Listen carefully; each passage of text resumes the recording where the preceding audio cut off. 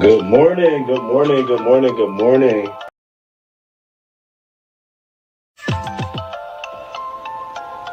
Good morning, good morning, good morning, good morning. Thank you for being here this morning.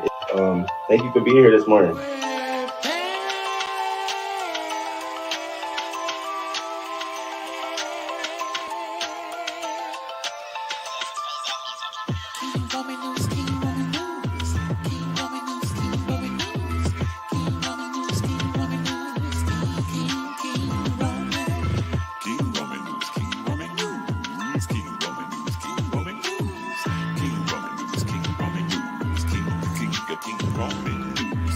Let's go, let's go. Oh, let's start this show. King Woman News gonna come right through. Gonna give you that news just like you know it can do. Hot topics in your face, baby. King Roman knows his place, baby. King Roman News. Good morning, good morning, good morning, good morning. 6:30 a.m. Eastern time, baby.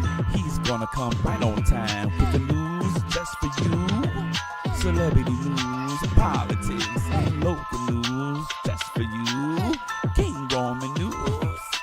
Monday, Wednesday, Friday. Monday, Wednesday,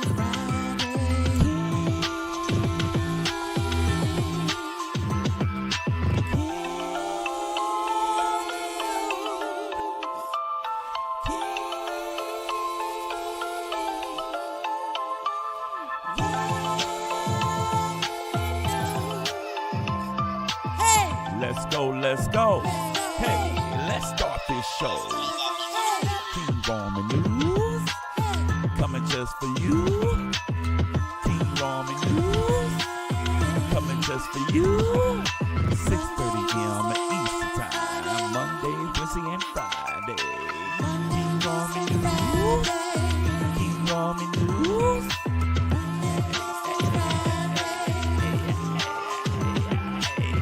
Let's go, let's go. Let's start this show.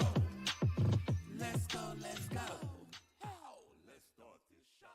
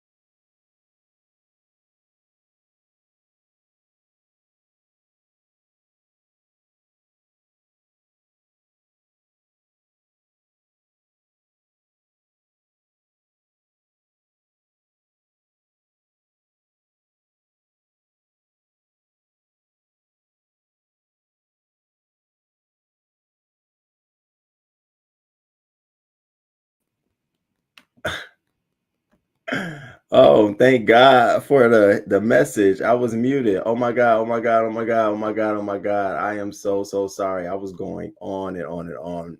Oh my God. That was 4 minutes. Okay. Good morning, you all. Good morning, good morning, good morning. I am so sorry. I am so sorry. I was saying that I am so glad that you all are here this morning. It is 6:38 a.m. here on the East Coast, Monday, May 16th. I have a jam-packed show for you, so I'm gonna kick right into it. Of course, I have my Bad Boys of LA review. I saw this show and I'm just like, you know what? We're ready for the reunion. At this point, we're ready for the reunion. You got Jonathan leaving the show now. Are you kidding me? He just literally got on here. Then we're gonna get into some hot topics. I got the Billboard Music Awards. We're gonna recap that. We're gonna get into some R. Kelly, Bobby Brown, Lori Harvey, Young Thug, Rihanna, Keyshia Cole. So a lot of different topics to talk about today. But before I begin, and this is where I was when you all were telling me I was muted, I want to shout out to V. Lenore. Shout out to V. Lenore for doing that TED Talks. I think that's amazing. That's actually on my bucket list of one of the things I want to do is to do a TED Talk. So I saw that and I said, oh, wow, this is amazing. And I know I got the holes in my shirt. This is like my walk the dog shirt. But that is amazing that you did that. And my capstone projects were on rehabilitating, ex-convicts, ex-offenders back into society and what that reentry looks like. And part of that was putting together a plan of action if I was to work in a public service organization that provided those kind of services. So when I saw that, I had so many questions for you. Outside of the beef, I was like, okay, question. So kudos to you. Good job on that.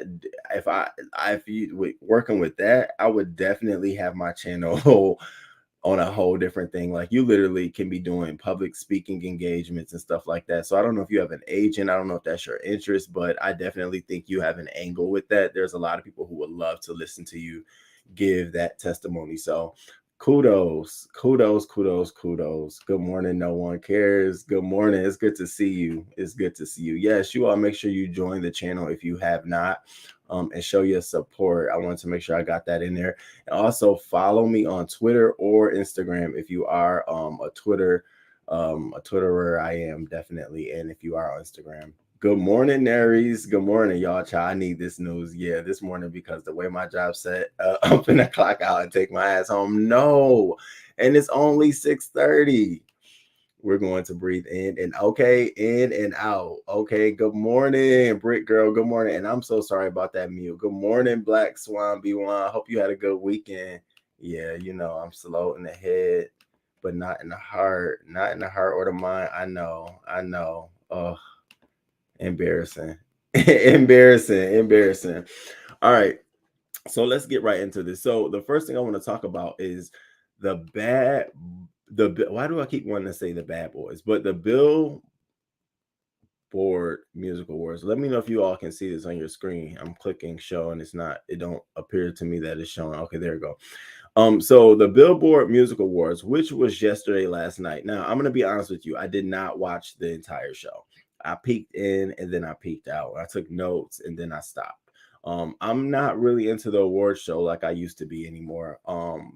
Not at all like I used to be. So I'll give you the overview and then some of the bites that'll be probably talked about today.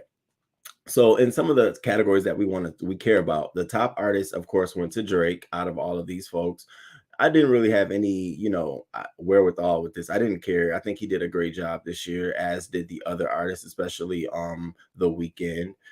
So if I had to choose, I would have definitely chose The Weeknd, but I have no gripes about Drake. Now, these two categories, top R&B artist and top R&B male artist. So top R&B artist went to Doja Cat over Giveon, Silk Sonic, Summer Walker, and The Weeknd. And top R&B male artist went to Giveon, Khaled, and The Weeknd won. Now, everybody went. I thought Summer Walker had dropped a new single because the way she was trending all over Twitter. Coming to find out, people were really, really upset at the fact that she was shunned for this award to Doja Cat.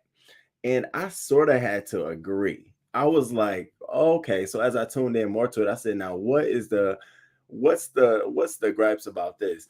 But Risa dropped down in the comments of the post that I put, and she brought up a really good point that, they don't really know how to place her. If they place her in rap, people say she's not a rapper. If they place her in R&B, they definitely say she's not an R&B person. But if they place her in pop, they instantly say this girl is. And just a reminder, I do know that my shirt is holes in it. Okay, I see him. I'm starting to see him. If they put her in pop, they'll say that she's a rap artist. So she's sort of stuck. So she won this award, and it sucks. I instantly was like, damn, she gonna win this award, and everybody want to feel good when they win an award. But it's like, yeah, but I definitely think out of the folks who should have got this award, I think it should have went to Summer Walker when it comes to Billboard music and this R&B category. I think her rollout was incredible. I think her representing the R&B category, and you could easily say Silk Sonic as well, how they cleaned up at the Grammys. But Doja Cat, yeah, you left a lot of people confused. There were some other confusing categories. Top R&B female artist, of course, it went to Doja Cat. I don't know, my computer going slow. There it go. It went to Doja Cat, and then the top rap male artist went to Drake. Top rap female artist went to Megan Thee Stallion, which I thought was both of those were okay. Now, top rap tour went to Omarion and Bow Wow, and so I said, where? What a part? Who is the rapper? And don't you say Bow Wow? Don't you say Bow Wow? So they won the top rap tour, and I said this is an indication that whoever is submitting their nominations for these awards are far removed from the actual content, because there's no way that the top rap tour over J. Cole, the off-season tour, and Lil Baby, it went to Omarion and Bow Wow. Okay. This was interesting. The top gospel artist went to Kanye West over CeCe Winans, Kirk Franklin, Maverick City Music, Elevation Worship. So I said he must have really made an impact in, this during this time frame when he put out all of his Christian gospel music. He also went on to be heavily nominated in the top Christian songs and the top gospel songs category, which I thought was interesting because even one category had him listed like all of the times. Oh, here it go. It had him the top Christian song. It had him listed all of the times, as well as the top gospel song. So, of course, he won in both categories with the song Hurricane. So, shout out to all of the nominees and the winners of the Billboard Music Awards. I definitely think the gripe this year was with that R&B category, as well as with the gospel. I think that his celebrityness, it outshined a lot of the other talent that could have been in solicited for nominations for those categories. So other than that, I didn't find, it was what it was. I didn't really find the show to be too interesting. Wow, I must really got a bad connection, because ooh, is it slow, you all? Let me know, because on my end, I can barely even see the chat. Hey, Jay Parrish, good morning to you. Thank you for being here. Hey, Rockwell, I want to get with you. I got to hit you up in the back because I want to connect with someone that you, I think, are connected with, and I think you tag us in a post, but I want to sort of do a connection. So I'm going to get with you back channel. Doja Cat is not R&B. I stopped watching these Races Awards in 98. Doja Cat is pop music. Oh, wow. Marianne Bow Wow since when, Sway? 98 top gospel, baby. How's Kanye West gospel Christian? I don't even know who's making these lists up. I said the same thing. I said, that's a clear indication of the disconnect. Like, okay, we're far removed from what really matters. So, yeah, that's why I look at some of these award shows like it's just another way to make a coin. All right, so after that, let's just briefly go over what's going on with Twitter. So Elon Musk is put his Twitter deal at a standstill, because he recently saw a report done by Reuters. Now, the Reuters report basically said that Twitter fudge their numbers about how many subscribers they have. Now, Twitter says that they have about 250 million subscribers that they solicit ads to. That's how they generate their dollar. However, Reuters pushed out this report that said that whatever they say, about 5% of those accounts are spam bots. And so, that's for Elon Musk, it was like, okay, here we go. So I think he pulls back because now he wants an independent audit to determine the actual number of real accounts at Twitter. And I think that's going to go back to the table for him to renegotiate the deal. But what problem he faces now is that Twitter and their CEO is saying that there's a breach of contract here because he went out publicly and said this. He went on his Twitter account and retweeted this and actually brought this to the forefront. So there's going to be a little bit of a battle. Whatever the case may be, if he backs out of this deal, he owes Twitter $1 billion. Do I think he'll back out of this deal? I think that he wants to back out of this deal, but if he can get them at a cheaper price, if he can lowball them with now the reports of it being spam bots, I think that he'll make a case for, let's take it down a lower amount, and he'll acquire Twitter. I think Twitter sort of wants to sell themselves as a top dollar, probably more than they'll generate in close to about 10 years. Some of them are seeing their lifetime for right now. So I don't know. I don't think he really wants to deal. I saw this when I started seeing how much Tesla was affected by it, including their shares. So we're going to see. This will be interesting. Now, I said it. I could be wrong, but I definitely think that he'll back out of this deal unless he can lowball the amount based on this report saying that Twitter has about 5% spam bots. That's just how I feel. I just feel like he's gonna back out of this. Plus, how many concerts went on during quarantine? So they probably made the list of who still was out there while everybody was shut in. Can't stand Elon Musk. He has no self-control. But Twitter is refusing to show. Yes, they are. They will not show their real numbers.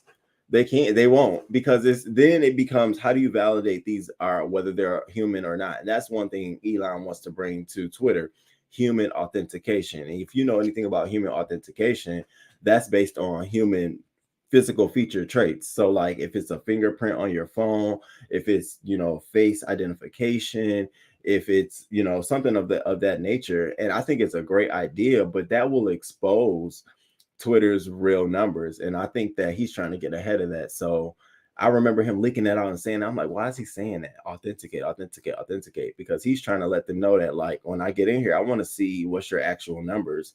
And I want to be able to put dollars behind that. So good morning, Chocolate Coco 85. I hope you had a good weekend. They're trying to low-key back. Yes, they are. Yeah, they are.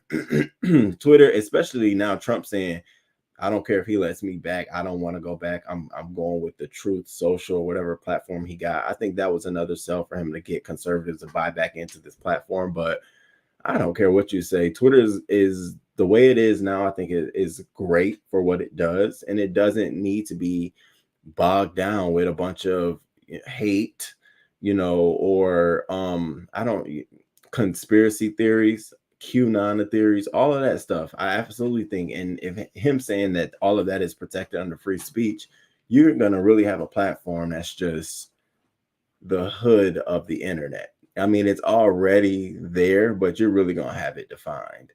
The real value of Twitter is based off the real user. Elon Musk is smart. Yeah, he don't make power generated batteries for nothing and selling them to China military.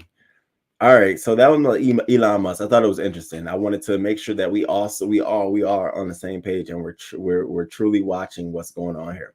All right, let's talk about. I want to update y'all on what's been going on with Will Smith.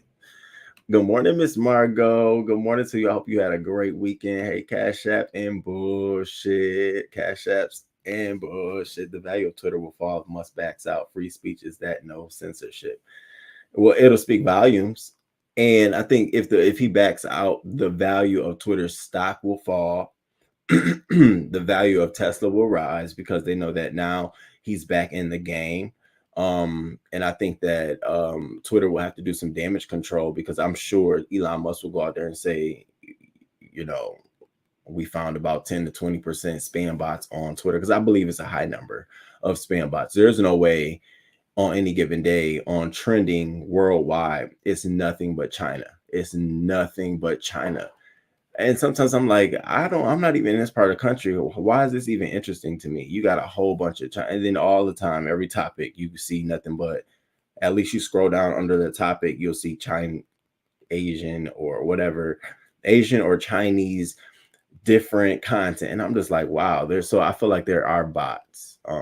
Definitely out there. It seemed like he brought Twitter for Trump to come back and write all that hateful stuff he was writing before Twitter stopped him. And Trump is like, nah, I'm good. All right.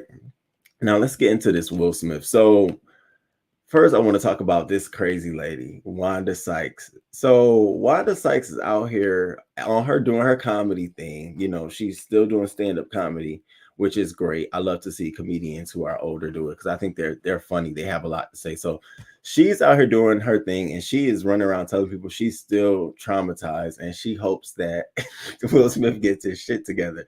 So here's what she had to say about this situation. I can't believe my computer's going this slow this morning. This is crazy. Normally we'd be on it. So she says, I couldn't believe he was sitting there like an asshole. Shouldn't you be sitting there with the lawyer or LAPD, motherfucker? She says, I'm still traumatized. I can't talk about it. I get emotional. Sykes went on to acknowledge that she hopes Smith is able to bounce back before admitting that she wants nothing to do with him until he gets his shit together. I hope he gets his shit together. Until then, fuck him. She said, I just felt so awful for my friend Chris. It was sickening. I physically felt ill. I'm still a little traumatized by it. Girl, leave. Relax. It's relax, Wanda. Relax, Wanda. I think now you towing a line of excessiveness. Like you may be doing too much. Like I think you need to chill for somebody to walk up on the stage on you. So I if I I would just relax on you being so vocal about how traumatized you were about this situation, because I think you might incite people to want to try you or do something, run up on the stage. So we get it. You're traumatized. Got it. Duly noted. Check. Now Will Smith. So there are talks about actually removing Will Smith from Disney's sequel to Aladdin. And you know, he did the original Aladdin, and there it goes. He did the original Aladdin, but however, they're in talks to see if they can get Dwayne the Rock Johnson casted as the Aladdin sequel too. And I said, wow, Disney. If Disney is pulling this stunt on him, they really feel like he's not a safe image for family friendly movies. And I think I remember saying that before, that it's not really about what we think, it's about how the consumer in the household will think. So, you know, and it transcends beyond his dramatic roles into some of his, you know, kid friendly movies. You know, how can he do that? Will he be right? And so here's a prime example. Do I want to see Will Smith lose his role? Absolutely not. I think it's crazy that they would even consider swapping him out during, you know, a time where he was, you know, sort of in the original remake of this, because it'll look weird. Why not give it a year or 2 years to go by and then bring it back when he probably has a big comeback, you know, a big comeback after the big sit down between, in my dream, him, Oprah, and Chris Rock and Tyler Perry, all of them sitting down, you know, ballroom style, and have that conversation and win everyone's hearts back again. I think that might be, I think you don't want to do this too soon or make these rash decisions too soon, because you might bite that later. I hate making rash decisions. I like to sit and wait on shit like, oh, okay, let's see. And I think for Will Smith, a lot of people should really do that. Don't count him out too soon just yet. You don't know. The man is talented. He brought himself up out the dirt. Don't count this man out. I'm telling you, don't count him out. Yeah, he fucked up. Yeah, he fucked up. He made a mistake, but I think it's too soon to be doing this. Even with was it Bad Boys? Bad Boys or something. It was another movie that they were trying to table. And I'm like, table it sounds better than you pulling it or putting somebody else in that role. So I would reconsider that. You leave it open for other networks to snatch him up. And believe me, he still can make some money. He just got a lot of little shit going on right now. What Will Smith did, King. He just had to, you know, do what he had to do. Wanda speaking for her white wife and white kids and white friends. Yeah. Oh, that's what it is. Wanda, fuck you. I used to like her, but she's been that white wife so long. She forgot her black side. If she don't sit down. Okay, we on the same page. So I'm sitting there thinking, like, are you kidding me, girl? If you don't go somewhere, I'm not watching it. I don't like the win, the Rock Johnson. Right. We're already on protest from Disney because of Johnny Depp. Oh, okay, so that was strike one, Johnny Depp. Okay, Disney should have learned a lesson from turning on Johnny Depp. They are so quick to cut. Oh, that is a good point. I'm glad you brought that up, Rockwell. That is a good point. That is a good reason as to why they need to hold off on Will Smith, because Will he can definitely come back and say something that'll win our hearts back and make us, because a lot of us haven't left him. I still fuck with Will Smith. He did something that was a rash decision. He shouldn't have done it. It was a poor decision. It was embarrassing for someone of his stature. But does that make me not hate him and all the work he's done? Hell fucking no. I still put him up there with some of the great actors. So not for me, but I see how these networks are so quick to turn. And it's like you really now get to see that it was all about a dollar bill. Hey, Molly Maybach, is Wanda trolling or for real? She's for real. Like she said, she is truly traumatized and she gets emotional when she talks about it. Bitch, if you don't go stop talking, who you talking to about it? How that conversation goes? So what you think about Will Smith? If you don't, you so far at the end of the stick, like we don't even go to your end of the block. So we're not even thinking about what Wanda thinking about in the situation. You gonna fuck around and get smacked your damn self. If I was you, I wouldn't say nothing else about it. Will Smith has lost all respect from real men and women. He is letting his bitch make him look like a bitch. Yeah. It's a lot of people that have about faced on Will Smith. Hey, human hysteria. Good morning to you.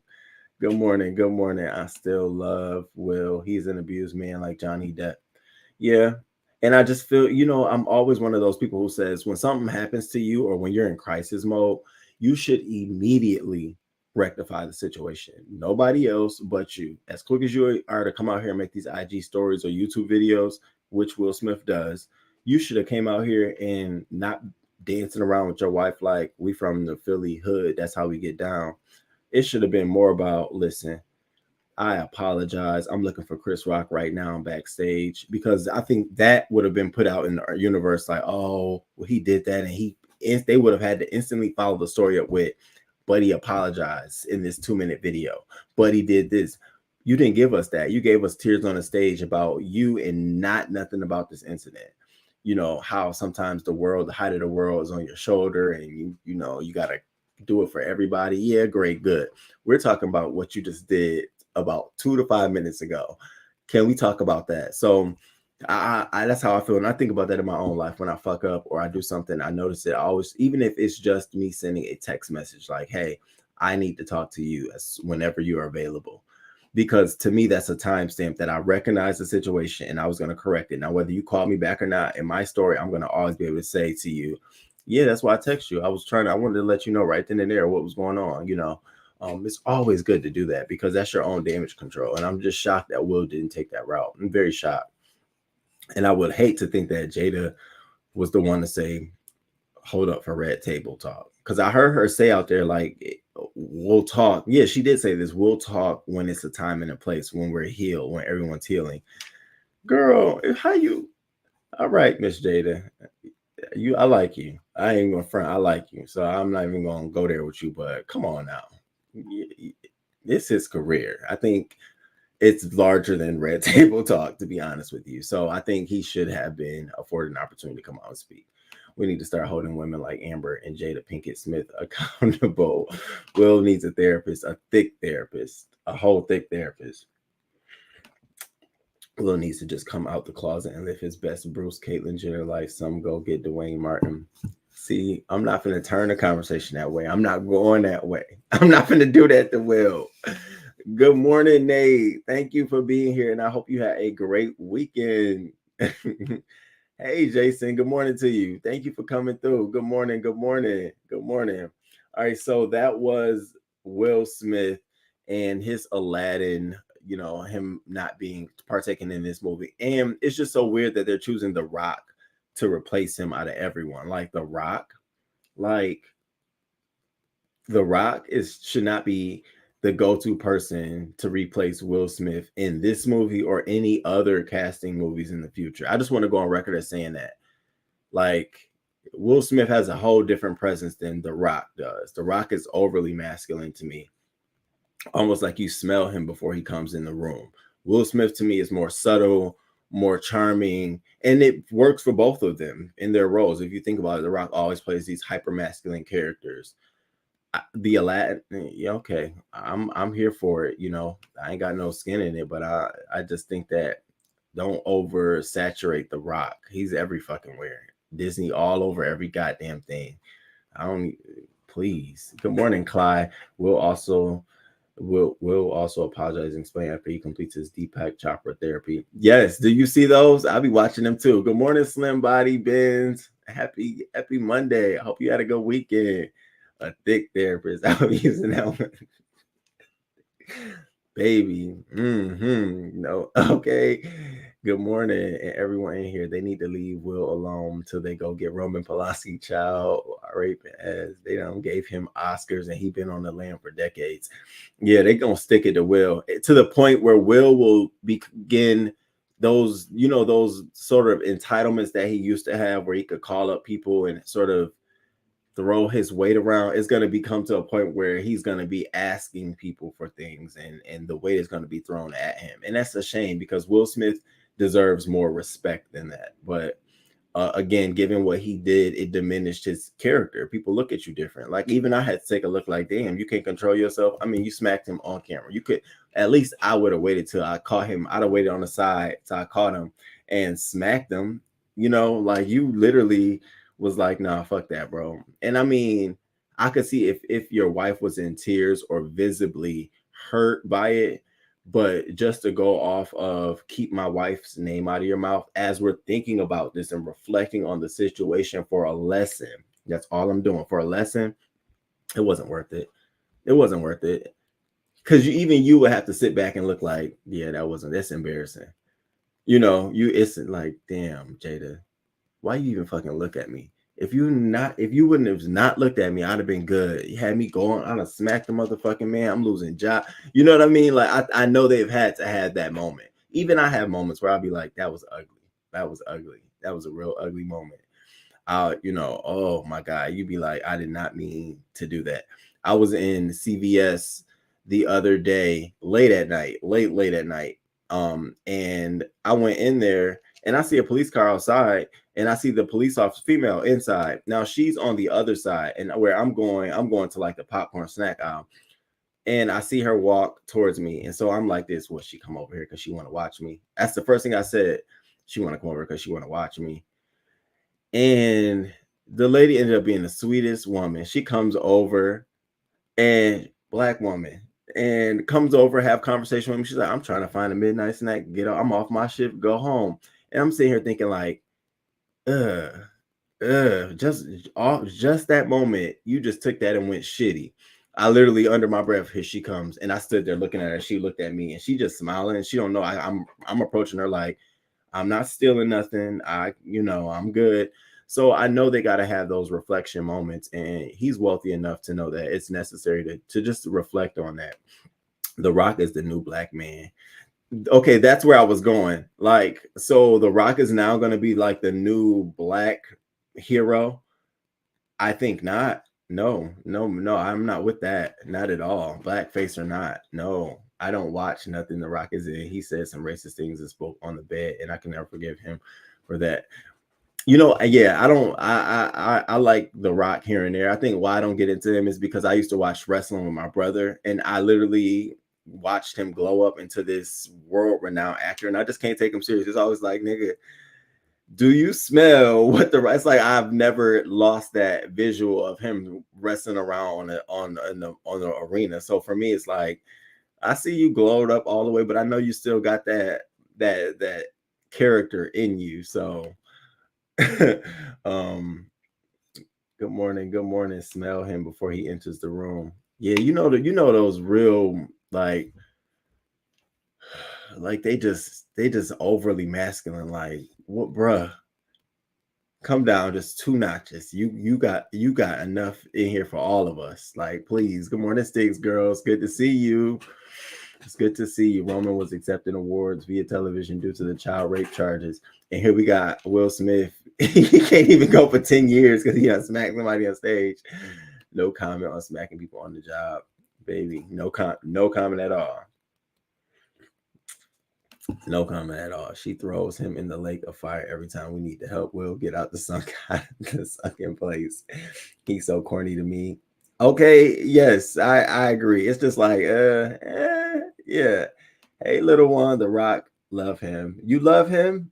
I mean, I personally, it's just because I simply, you know how you watch somebody grow, like as a character, grow all the way up, and then you're like, nigga, I saw you. You know, it's almost like you watch him. It's that's the same idea I get, even watching him do movies. So I don't know. And then when I saw him do a movie with Kevin Hart, I was like, oh my god, yeah, you definitely the same guy to me.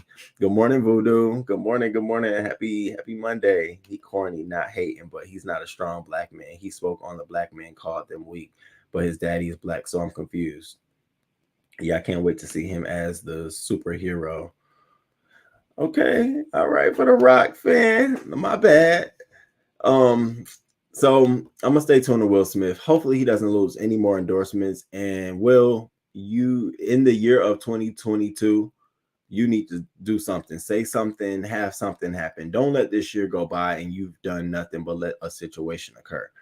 It is in your best interest to do something, whether you have somebody, you got the resources to put a video together and throw that shit together. You need somebody to write a script. What you need, like I think time is of the essence only when you're not dependent upon consumers and people to like you. Your likability for movies, your likability is really what sells your tickets, gets you, you know, the deals and all of that stuff. So you can't just let your likability go this long. Like, say something, come say something. We still gonna be here with you. And if you say the wrong shit, we're gonna be here to correct your ass. But that don't mean we don't like you. Just means that, Will, you can't come out here and say you'll slap somebody again if they say that. That's not what we looking for you to say. What we looking for you to say is, you know what you did and you won't do it again. That's all. That's it. I think at this point, because it's gonna be a joke, and let Chris Rock and Wanda Sykes and all of them make their jokes. Like, par for the course. Great, wonderful. Shit, they can make a movie, the Oscars, the night it happened. But at this point, you just need to be worried about touching the hearts of your fans. All right, let's get into this next crazy shit. So R. Kelly, I don't know why and who thought this was okay. So apparently R. Kelly has found a new friend locked up in the clank. So do you all remember Frank James, the guy from the New York subway shooting? So R. Kelly has reportedly befriended him in jail. And his attorneys came out here because once everybody found out, you know, everybody's like, what? His attorneys came out here and said, Mr. Kelly is not in control of who he is housed with. A friend is someone you voluntarily hang out with. So if you don't remember, Frank James is currently awaiting trial in the April mass shooting on the subway in New York City, which has him facing charges of committing a terrorist attack or other violence against a mass transportation system. He pleaded not guilty to his charges this week. And so sources have said that they sit together, they eat together, they get along well, they call each other buds, they spend time together, talk, and go out to wreck. And I'm just like, I mean, you know, at this point, I had to look at him. Like, at this point, he probably is a friend on some real shit. He probably is really a friend to this man. I could see these two black men take out the crime, take out all of that shit. I could see them, like, I could see R. Kelly for some reason, some weird reason, taking a liking to someone who probably doesn't even really know this man like that, because this motherfucker had to be crazy and off his rocker anyways. So I'm sure he's probably approached R. Kelly not on a fan type thing, and he's new. So he's sort of not brainwashed with what's going on in the facility. So it's almost like you're new. They probably put him in the same confinement because of the heighten of the case, the nature of the cases. So they're probably stuck together. And, you know, what's up? You want to go eat?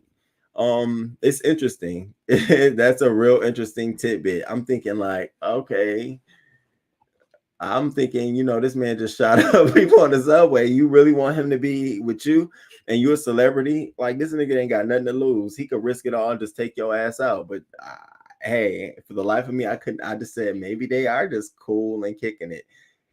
Couldn't have been me. Hell no. The minute he walked in, I'd have been walking out. I know damn well you ain't putting this motherfucker in here who done shot up and killed bailiff. What do they call him in jail? Can you get the CO? Get this motherfucker up out of here. Are you kidding me? How much do I gotta pay extra for a private room? No, I'm not doing it at all. Oh my comments so bad. Well, I watched him growing up too. Huge. Okay, yes. You transferred, you went to UFC. I stopped. After I went out, I just stopped watching it. But my brother, he loves Stone Cold Austin. What was the Undertaker? Black was not China, but China White. Um, um, um, it was two twins. We was into it. We would sit on the couch together and just watch that shit. And to the point, I got to the point where I was like, this shit is fake as hell. This shit is fake as hell. But we used to watch it on TNT or USA. Um, yeah, those were good days. I'm not American, so I may not share the same sentiments. Oh, okay. No, no, no, but you're welcome here. And I appreciate you. And I need your sentiments. That's why I'm glad. Please drop them in the chat. You good over here. Whatever, however you feel. Hold that you stand ground in it. You Gucci over here, not the Rock having stands, baby. You know he got stands. I can't stand the Rock. He used his minority race as a way to get acting roles, but also shame black people for being black. Yes, Will blink when you need us. We here, bro. That's all I want him to do. Just, I'm telling you, that's all. Because you know he did. I thought The Rock had black in him. I did too. Yeah, his father. I know he is a Samoan. He needs the remix of Parents Just Don't Understand. This time, the title is Keep Your Hands to Yourself. Something. Give us something. I'd be up for it, and I'm sure somebody will rock with you on that. You know, hey Nikki baby, good morning, good morning. And I want to thank you. It's good to see you. Um, Roman cut the shit. R. Kelly and Frank James. Okay, how did that happen? Like, where did that happen at? And why is it wrong for him to get acting roles that way? He found on advantage and used it. Wait, what? They in the same jail? Yes, they in the same jail. Come and get me. Y'all stop. I saw that and I was trying to put two and two together. Like, okay, so how does this work? So, really? And you not asking him. I mean, I wonder what those conversations are like. Like, bro, did you really, like, I know they both asking each other, did you really do it? Bitch, did you really did you really do it? Okay. No, they knew what they were doing, putting them together, the COs and the warden. Okay, get the warden. Y'all ain't finna, hell no, have me in there. Can't sleep at night twiddling my fingers. One better use whatever privilege they have to get ahead. Otherwise, you'll remain at the bottom. I agree. But I don't think The Rock, I never thought he was racist. I thought he was just like, I just didn't get the whole, you was wrestling and then now you playing these deep roles and you getting these major awards. It felt a little payola. The same feeling I get about Cardi B. That's what it is. I watch that's exactly what it is. I watch Cardi B and then I see her like getting Grammys and shit. I'm like, damn, you know, no hate, but like, damn, okay. I'm here for the watching, the entertainment, other, you know, that's how I feel about it. But I don't feel like that, B1. But I do feel like he's just like, okay, you finna play a lad, you finna take Will's role. Okay. You know what that does too, also. I didn't even bring that, but you know that makes some beef between Will Smith and The Rock. Even if it's not already there, or even if it's not there, but it'll pit them two together, because when the movie comes out, you know what news and critics are gonna do. Who played the role better? Who was the better Aladdin? And you know, when Will Smith Aladdin came out, everybody, including me, hated him playing Aladdin. It was just like, what is going on? And I watched it, but it was just like, he's too old. You really needed a younger male actor. You really did. To me, he just was like, it wasn't for me. But I watched it. I definitely streamed it so he can get his coin or however they pay him. But then now you're gonna add overly masculine. Now I just told y'all need a younger guy to play this role, like a younger guy. Like, why don't y'all do like y'all did with Harry Potter franchise? Y'all started with a younger guy and he grew into the role. Aladdin should have been the same way. I know Will Smith to bring some name to it, but now you're gonna throw The Rock in there. I mean, what the fuck? Ain't that man like 49, 50? It's time to Disney his ass out. I'm over it. Maybe he like bears now. Morning, hot spicy tea. Okay, hot spicy tea. Stay right there. Stay right there. Stay right there. I'm gonna do it right now. Right now. Thank you so much. I appreciate it.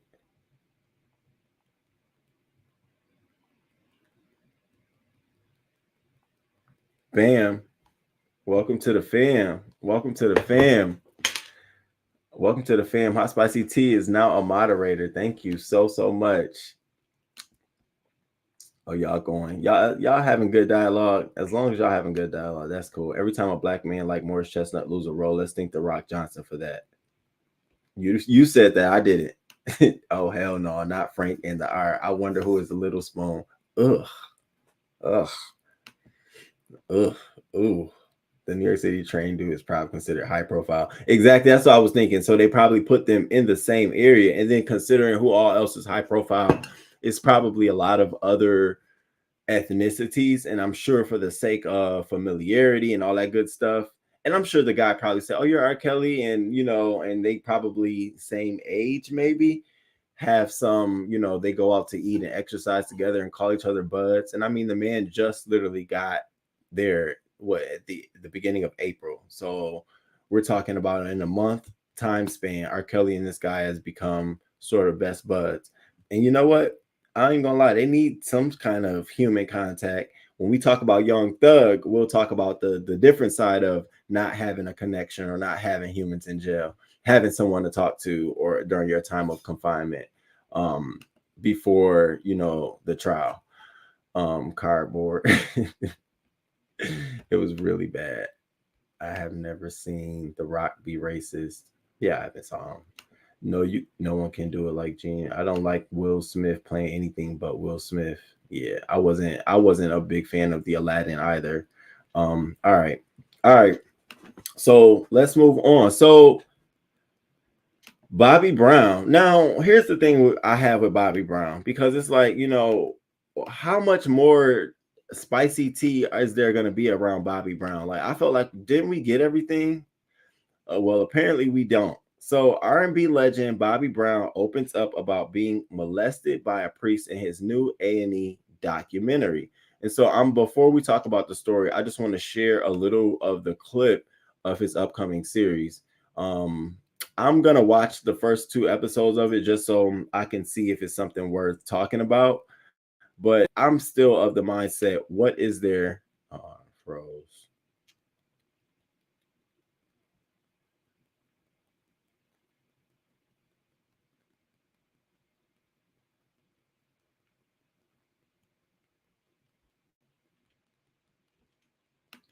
Am I still there? I know I froze. I'm sorry.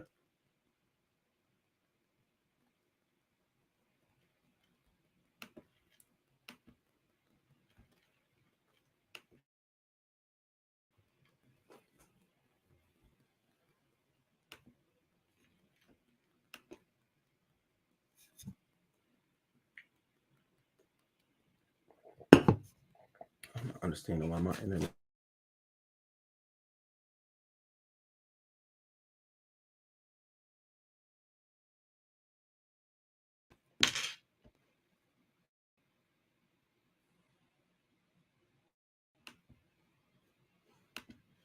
Bobby would steal the spotlight. Wow, I didn't think we was going to talk about that. What are you doing? We didn't do that in rehearsal. This is the first time I'm talking about this on camera. Fighting behind the drum. Cocaine in this pocket, crack in this pocket. Everything that I had ever dreamed was there at my fingertips. He was blowing up and he was kicking our ass. Sometimes dreams fog your head up. Let's tell the story. Biography Bobby Brown 2-night event premieres Memorial Day at 8 only on A&E. Bobby would steal the spotlight. So I didn't think it was. I asked myself, I said, what else does Bobby got to talk about? Well, he got quite a lot of details that he wants to share in this new series. So the first thing he wants to talk about is this sexual assault, allegedly, that he faced at the hands of a priest. And so he goes on to say that he was that a priest had molested him as a kid. After his mother was arrested and beaten as she tried to break up a fight on their street, and while his father was at work, he was taken into temporary custody by social services to a supposedly religious place where, as Brown recounts, a priest tried to touch him where he shouldn't, but he kicked and punched the man until he got away. The 53-year-old stated that although he was a young boy who did not know about sexual boundaries, he knew he did not want to be touched like that. He also recalls during the documentary interview witnessing the stabbing death of his best friend over a bicycle at age 12 and watching his friend look him in the eyes as he passed away. And so I'm going to check it out.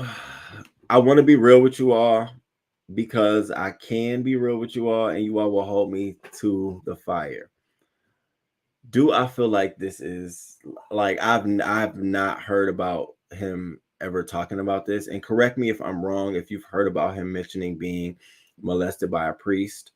I've never heard about this before. In the many times he's had an interview, the many opportunities people have paid him for this, you know, they get paid for interviews. And so the more juicy stuff you give, the more the buck. Oh, you're going to break this explosive detail. So I'm sitting here thinking like, okay, so now he's up in age, probably looking for more things to talk about. And so here's an opportunity. Now I could be wrong, and he probably have grown to become more comfortable in sharing this story. I could totally be wrong, but I feel, you know, and y'all know how sometimes when I be having these epiphanies, it be coming true.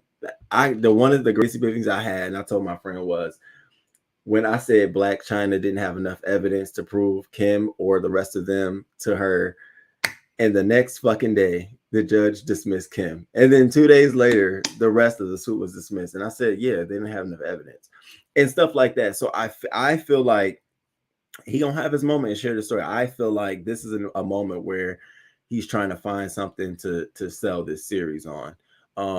He also talked about witnessing his friend die, you know, and so I'm gonna tune in. But I'm not gonna be for no bullshit, and I'm not gonna be for no just watching it just the sake of you just trying to have a show. I'm over that. There's so many other artists that could take your spot. I'd rather have a documented series on somebody else at this point. Not for me. There's nothing else that I mean, I don't know. There's nothing else. You need to have Whitney Houston name attached to it for me to be interested, and that's just me. Sorry, no shade, but all facts. Come on. I'm so shocked that my computer is going slow like this morning. Oh man. Let's see. It's the forecast after the face surgery. Stiff. Oh, that's rude. Well, it's good to know that they're putting somebody or might put somebody in a movie that I would never watch. I'll leave it up to his fans. Ugh. A hot mess. A hot mess. Thank you. Y'all still talking about The Rock. I can see how distasteful that is. Oh, see, and it's positive conversation. I like that. I couldn't get through that Aladdin mess either. Okay, Square Biz, good morning to you. I couldn't either. It was like, not for Will. I never watched Will in Aladdin. I wasn't about to do that to myself. Oh, look at Bobby. Oh, you go up for Bobby? R. Kelly should have acted like he didn't. He did in that DL King interview when Frank showed up. He's been childhood trauma will eat you up if you allow it. I knew he was M-word. Is never an age when you could tell your story. Some people take it to the grave with them. Now we see why he has so much issues. Oh, okay. Thank you for that. Thank you. I feel sorry for Bobby, but he don't need no show again. I don't think he need a show either. And on this show, in that clip that I showed you all, did you see him taking a breathalyzer as he's driving? What do they call them things? I don't know. Oh, interlock. He has an interlock in the car, and I'm like, you really still want to share with us that at this age you have to have an interlock in the car? Like, you taking us on your journey? Is that what you're doing? So we're going on the journey with him. You can be honest, because I'm probably thinking the same thing. Maybe he's been in therapy, letting it out. That's what I'm saying. Maybe if this is a gradual approach to it, then I could understand that, but it's still not enough for a documentary series. And you know, they always leak out the juicy stuff so that we can be attracted to the show. And I'm like, okay, so this was at the top. Okay, I don't know what to think about Bobby Brown at the moment. That lawsuit from Black China was a joke. It was akin to, here you go. Being messy. Like I said, we thinking the same thing. Okay, turn when they bring up Whitney. Okay. Amin came out at 62. He was art raped by his father finally had passed away. He was free to tell a story unafraid. It's different from men come out with this woman than women. That's true. We want to know about how he felt about Robin kissing that. Okay, listen, Naries. Now, if they need a producer to come up and say, listen, cut that shit out. We don't listen. We're gonna do that in some bonus footage behind the scenes. Well, we got to get down to this. Did you see Robin and Whitney at any given time behind the scenes or in front of the scenes? Did you partake? We got questions. All this other shit, you were still lingering on. Patty, were they really tight? Be for real. That's what I'm saying. Can we get all of that first before we start getting this other stuff? I am more interested in the Bobby Brown's terrible relationship with his children. Bingo. In fact, can we start talking about the other kids? Rock may have been better for Jeannie. You think so? We might get a chance to see. Ugh, I just feel like he's just too thick for it. He's too, they need to go get them a twink for that. Like somebody who's, there's so many other roles that The Rock can play for Disney. God damn. Now you want him in Aladdin? I don't want to see this man in no fucking Aladdin. I don't want to turn on to Disney, the streaming app, and then you got The Rock sitting there. You see his face on every fucking thing. There's Rock on every streaming platform. I always look for the celebrities to see which ones have made it to every streaming platforms, and there's not many. But The Rock is one of them on every fucking streaming platform. Like, damn, nigga, sit your ass down somewhere. You overexposed actor. He just needs to heal without cameras, come back and write a book after you've done that work. Yeah. And what's wrong with doing like a 1 hour talk show every day? You come out and do your thing and then leave. Not talk show TV, but like radio show, some shit easy. Like you can wear your house shoes. Like China, she said, I got vindication. There was a bunch of evidence that they plotted against to take our show down. Remember, y'all, when I said about the Black China thing, I said, Black China, this is what you should have done after that happened. You don't sue Kim Kardashian. You don't sue them for defamation because they're not the ones with the final say so. You sue the network and you make the network prove that they made that decision on their own. And if that then determines that they had information from these other bitches, and that suit get canceled, now you can pull the facts from that case, the evidence from that case, and apply it to this case and sue the fuck out of the Kardashians. You went backwards. You literally went Kim Kardashian and her family working with the network to get them to all conspire together to now you can't even go through the network because it's already been determined in discovery. It's almost like, girl, what are we here again for? So I just felt like she went at it the wrong way, because if there is something there, it'll come out in discovery. And she should have sued the network. She should have went after the network first.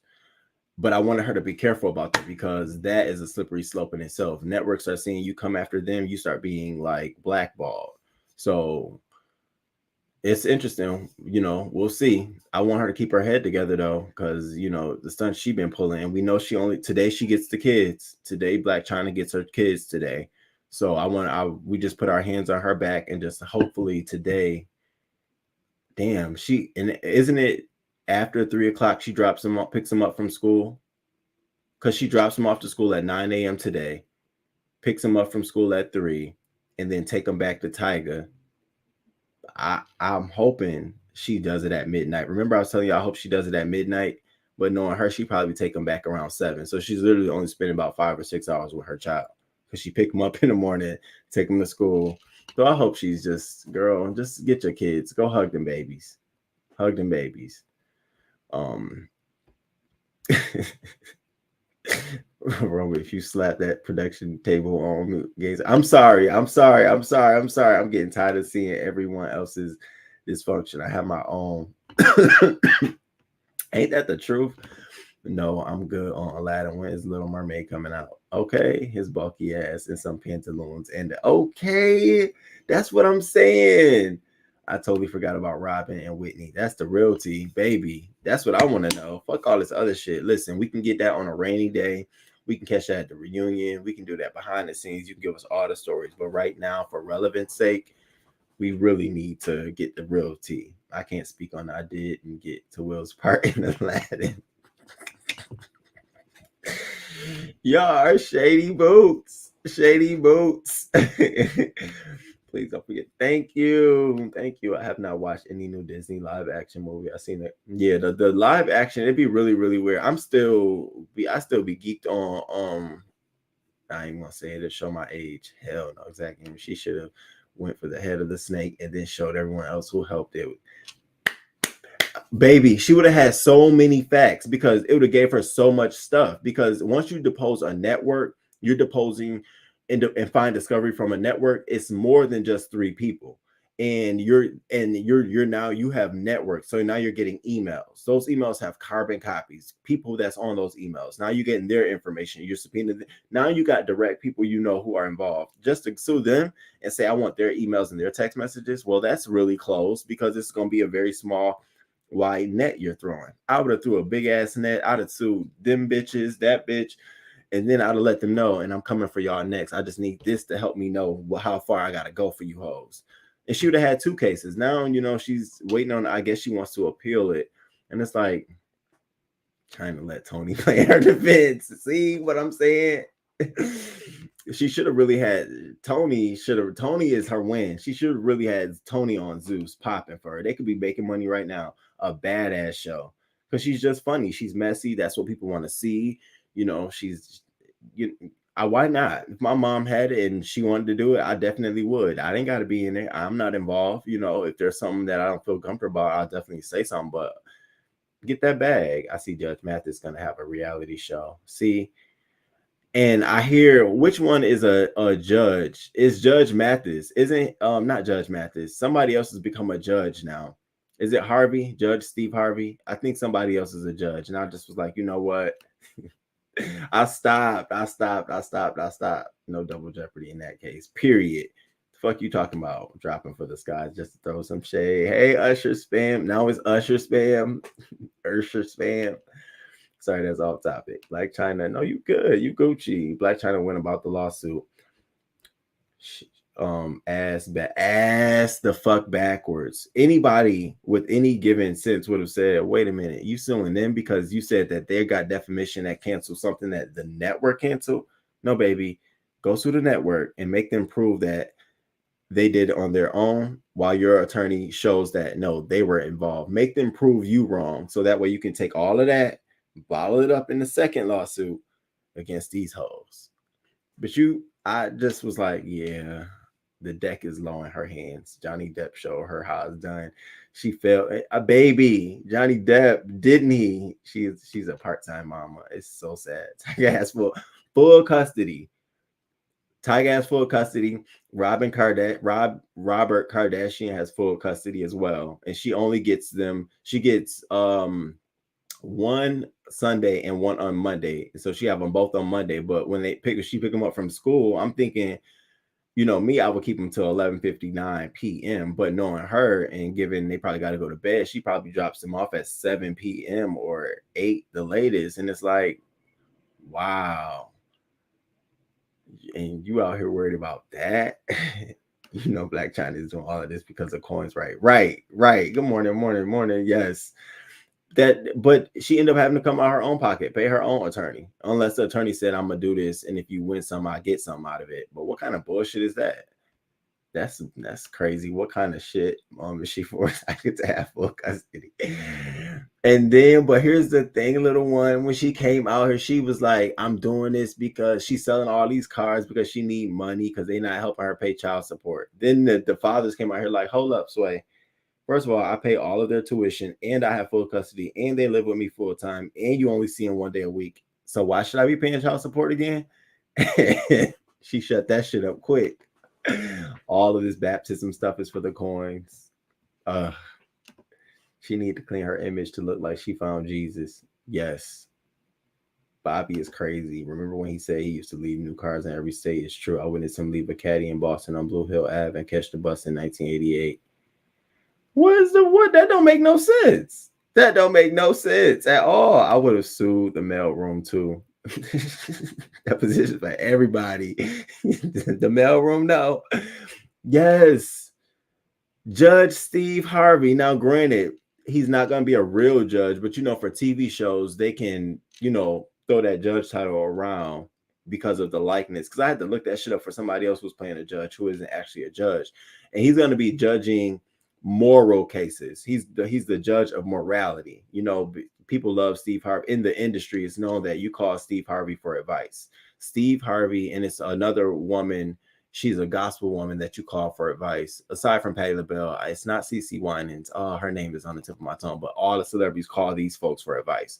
Steve Harvey being so, I think he feels that, and so he's supposed to be. I saw a demo for it, so he's supposed to be giving by advice on people's moral issue.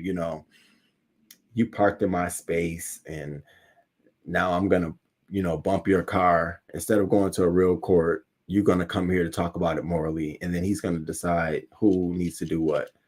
If you okay for TV trying to take over for Judge Judy, can't nobody do it like Judge Judy. I'm sorry, can't nobody do it like Judge Judy. Period. Good morning, Blue Rain. It's good to see you. Good morning, news and chat. And it's a no for me as the rock fella.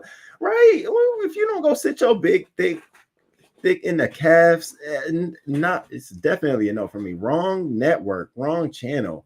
Grow up. Leave that shit for the little ones. Wait, those TV judges aren't real. Some of them aren't. You gotta be careful, especially I gotta figure out which one isn't real. I don't remember which one. It's like a couple of them aren't real. They tell you that. They let you know. And when you solicit the show, they let you know that this is only a moral case. We don't really decide these cases. You're gonna get a level of mediation. That it was decided here and determined here and all of that, but you're not getting like a judged, you're not getting nothing like sealed or a permanent record. Steve Harvey, a judge over moral. Okay, baby. The girl was doing tap dance with watermelon in her hands to sue the Kardashians for the coins since the child support money's getting tied. What a way to put it. Oh my God. Yes, Steve Harvey has an old courtroom. I'm like, SC better lawyer for Steve Harvey's second wife. Y'all remember? He's on Steve Harvey's neck. Grand Rising Egyptian Goddess. Good morning to you. Who was I just watching? Oh, I was watching Tim Blaine. I didn't know you were a mod for Tim Blaine. Good morning. I heard him mention your name. She needs to get baptized to show the judges I'm a good example. I see what you're talking about, Usher Spam. She definitely needs to pull a Kim Kardashian with her trying to be a lawyer now. Like, only I can see the tactic in that. Oh, now you want to be a lawyer because you want your kids to grow up and see you in a different image than what we saw you in. That ain't going nowhere. But I get it because it's working for her. Only if Blac Chyna could not want so much attention. Like, she wants attention, and she wants all the wrong attention. If she could just take 2 years and just say, you know what, I want good attention only for 2 years, it'll rub off on her. Like, people will buy into that. Like the mommy who turned her life around. Like, girl, what's wrong with that? Is that a bad thing? The mommy who turned her life around, and I don't know. I guess hard work is just like hard work. I guess Chyna a whole clown out here. Whole clown. Blac Chyna troll. So in awe, she wasn't strong enough. We still have Kanye in the trenches, and I'm still rooting for Kanye. Yes, I am. Do you think she wants more time with the kids as well?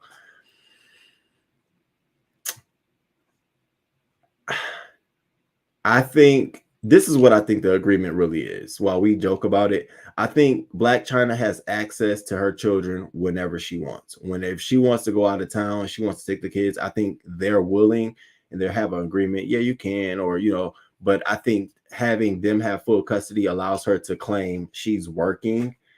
It gives her access to go out, do what she needs to do and all that kind of stuff. I think for her, it's like almost babysitter assured. And I'm just trying to be real, but that's the only way I could see it. Like, oh, okay, at least we know if I need to go to Atlanta, Magic City, you know what I'm saying? And for some coins, don't think she don't. They ain't with me. Y'all can't take the kids away from me because of some stunts I did, and then I lose custody of the kids and they go to the States. So they have custody. I can still be Blac Chyna. I think she's more riskier as the parent than the other two are, if y'all understand what I'm saying. So it'll be based on his morals. Yeah, based on what he thinks is morally right. Girl, child, Steve Harvey, please, 2 closets. I can't take advice from Steve when your wife, wait, what? When your wife got kids by 2 brothers. Stop. Steve Harvey, the moral police. Yes. Queen Diva, good morning. Good morning, good morning, good morning. Judy's still doing it. However, the litigants are more like Judge Mathis. Oh, they are.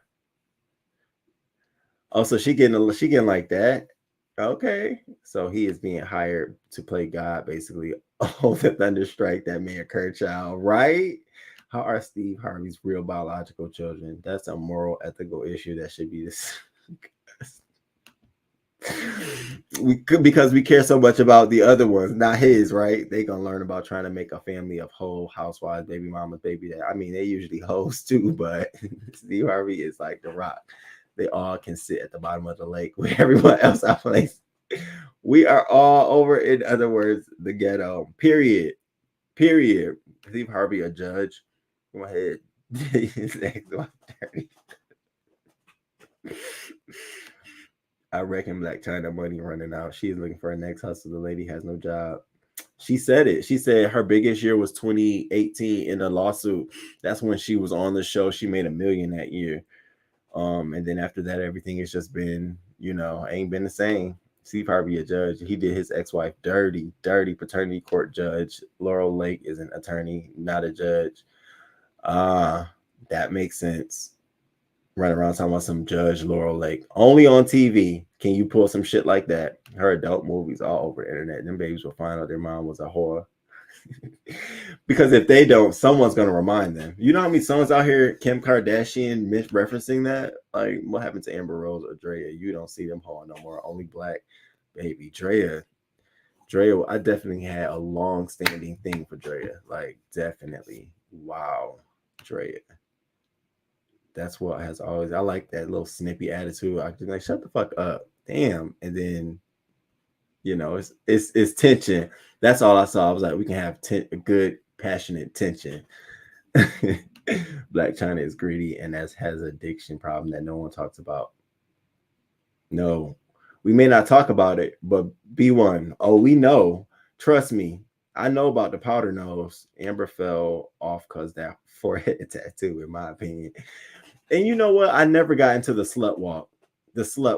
Like, that's not my calling. I ain't buying tickets to it, and I ain't donating to it. I know we're trying to do like stop shaming hoes and slut shaming because they're people too, and they're needed. Yeah, but we're more so shaming the name, not the person. So when you're telling me to stop slut shaming, no, I'm still gonna shame that slut. I'm not shaming her, but she's acting like a slut. So that's what we're going to shame. So I never got into the whole, it was a feminist movement. I'm like, yeah, but change the name. You could have stood behind sex workers. That was during the whole time they shut down Craigslist and the sex workers didn't have a place to go. So it was like, slut walk? Who probably going to be out there? Where you going, girl? To the slut walk? You coming? The fuck, bitch, I ain't on no whole stroll. Which is the reason hip-hop video slurs get paid with dick instead of coins. Y'all are just rash this morning, baby. Oh, all right. So after all of that came off of Bobby Brown. So I'm gonna stay tuned to Bobby Brown's story, see what it's all about. Something tells me we ain't gonna really get too much there. All right, moving on. I thought this was interesting. Y'all might not find it interesting, but Marc Anthony recently shared to social media by way of his new girlfriend that they are now engaged. There you go. So he's engaged to his new girlfriend, and sort of people are saying he threw a little shade at J-Lo. Now they're saying he threw shade because back in 2014 back in 2004 was 2004 to one. Let me see, 2004. J-Lo and him got tattooed rings, so they had their hands tattooed. It's in the picture so you all can see it. They had their it's not here. They had their hands tattooed. And so when Nadira shared the picture of them two in the announcement, because he left the announcement up to her to do, she shared the picture of their rings. A lot of fans was like, wow, she got a ring, but you didn't get a ring to cover that up. Are you still saying there's still time left? Is there's still opportunity left for him and J-Lo? And I said, at this point, they might as well go to the same wedding. They might as well go right next door to each other. The way all of this just mixy and shit. Do I think he sent a message to J-Lo by not actually having a ring? I'm trying to pull up the picture for you all, but my computer is moving like brashiously. slow this morning. I'm not sure what I did to you, but you know you're not on my time this morning, are you, huh? Okay, here we go. And another thing, he really can't cover it up. I mean,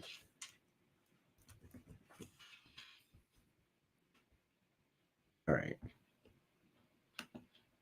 And thank you all for being here this morning too. If you haven't hit that like button, subscribe, please do so. I appreciate it. I appreciate it. I know it's a Monday morning. I know y'all probably getting ready for work. I appreciate you, Replay Gang, you as well. So here's a picture of the ring once it pop up. I got a slow computer this morning.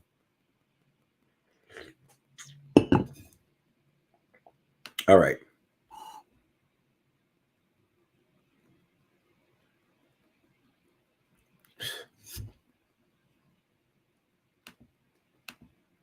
All right, so here's the picture of the ring.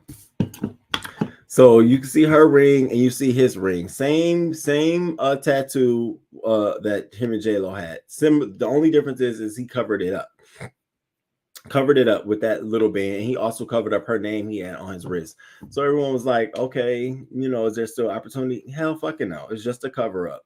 Now, I don't understand why he didn't have his ring on. That was the only thing that had me left. Like, you sharing this engagement party and like you putting this out, okay, cool, might be something between them two, but I don't think that he was sending her sign. In fact, I think that J-Lo and Marc Anthony are like friends. I always looked at them like brother and sister. It was a really weird thing to see that they had a long-standing relationship, but I don't think that there's anything there left there for them. I think that she is definitely with Ben, and I think he's definitely moved on. Now, this is his 4th marriage and his 2nd marriage to a beauty queen. Apparently, Marc Anthony loves very beautiful women. And as I was looking, I'm like, wow, I never even noticed he was a playboy like that. But apparently he is. Divorced all of them. So I'm assuming he has, you know, if history repeats itself, he'll have another beauty with him. New girlfriend looking like. I said the same thing. I said, now who the hell is this young ass girl in this picture? I've been dating someone your age. I love Marc Anthony anorexia looking, but okay. I do too. Skeletor looking, but her and others can't tell me I ain't Latino when so okay, I'll be the same thing too, Kings Mina. That's why I saw it. I said, I wish I would get that man a protein shake. I can get him one of mine. It looks like an ink blot. Y'all are wrong. He's not committed. See why you don't get ring tattoo, because of this reason. If they're not married yet, traditionally he wouldn't have a band. Oh, so he don't have a band. He can rock it just like that. So they don't put no, like, you don't put no rings, engagement rings. He don't get an engagement ring. She don't get an engagement ring. I turned into Selena, a bitty bum. I assume that he would have one on too. Marc Anthony get pussy. They maybe have his age, but he gets the bitches. Just say it's a birthmark. Okay. So yeah, that was Marc Anthony. Zaya, let's get into Zaya Wade. Zaza, am I saying it right? Zaya Wade. So Zaya Wade.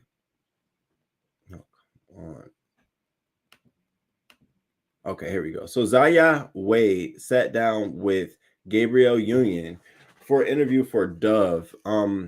Dove the soap. It was a promotion, I think, for one of their campaigns. And she has some very interesting things to say about regarding coming out as trans and how she deals with hateful comments that come her way.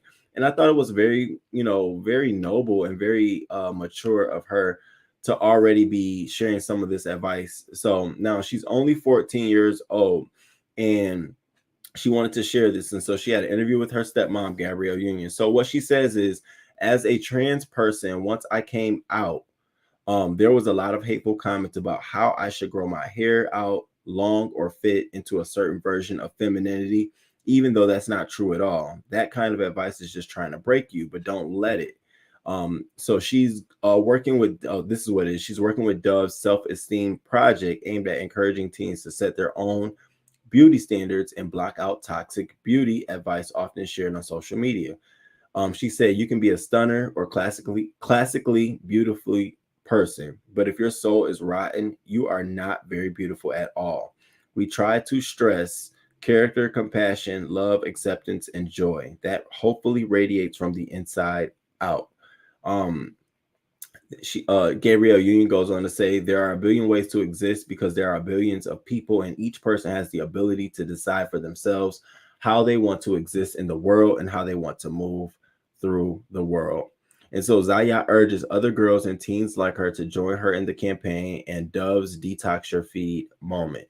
This campaign encourages parents to have similar conversations with their kids and remind them to unfollow social media accounts that don't make them feel good about themselves. And I thought this was a really good message for parents. You know, I'm sure a lot of you all have kids on social media, and not just in a trans issue or any LGBTQ issue, but any issue you have kids and they may see things or come across things on social media. Tell them how good it is for them to unfollow those accounts. So I'm really proud of Zaya and watching her get through this. I think, you know, she's 14, and to have understand a lot of this and have that support, I think, you know, it's going to make for her to be an activist, an advocate, you know, such at a young age. People are probably going to look to her for a lot of support. So I see a lot of endorsements in her future.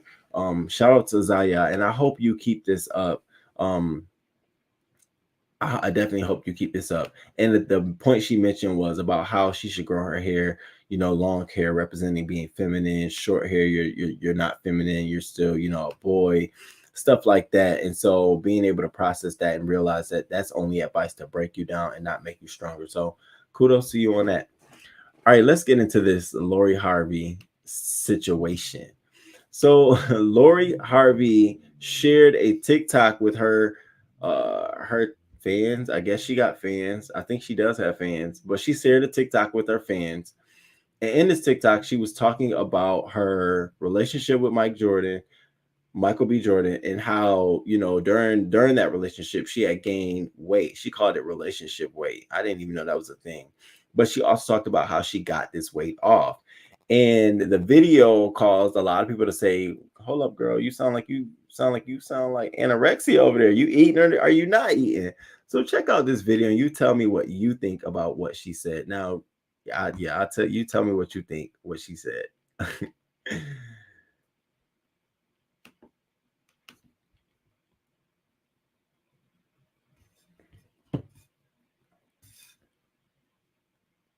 Can't believe my computer moving this slow.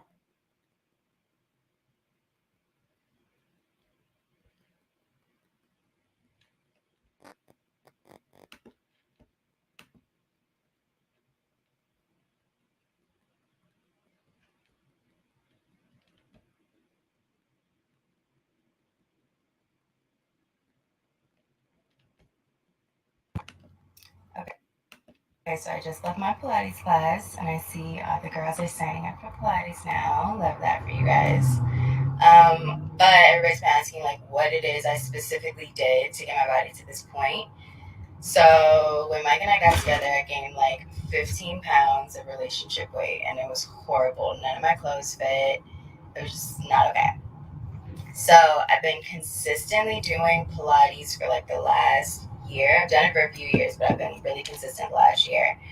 And when I was trying to drop weight, I was working out like 5-6 times a week. And I would even do like for the first month and a half, I think I did 2 days. So what I would do was I was in a calorie deficit. I think I maybe was consuming like 1,200 calories in a day max. And I wasn't on like a specific eating regimen. I just was trying to do like meat and veggies and like minimal carbs. And then I had this sprint interval circuit that I would do. So I would do Pilates in the morning, and then I would leave there, and I would sometimes directly go to the gym and hop on the treadmill for 30 minutes. And it's a specific sprint interval workout I did. So if you guys want that, I'll give it to you later. So then I would do that, or I also like to do like a hike, or I would go run the stairs, just some type of cardio. That's how you drop, because Pilates alone is not going to make you lose weight. It's just going to give you long, lean muscles. So yeah, that's how I did it. Okay, so I just left my Pilates class, and I see.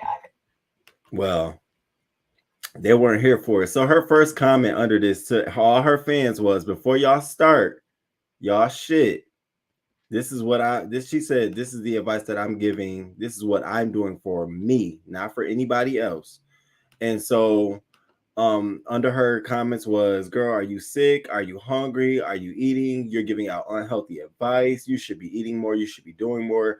And so what the stat says is that according to Lori Harvey and how her daily intake is, she's eating at the age of a female 13 or 10-year-old girl.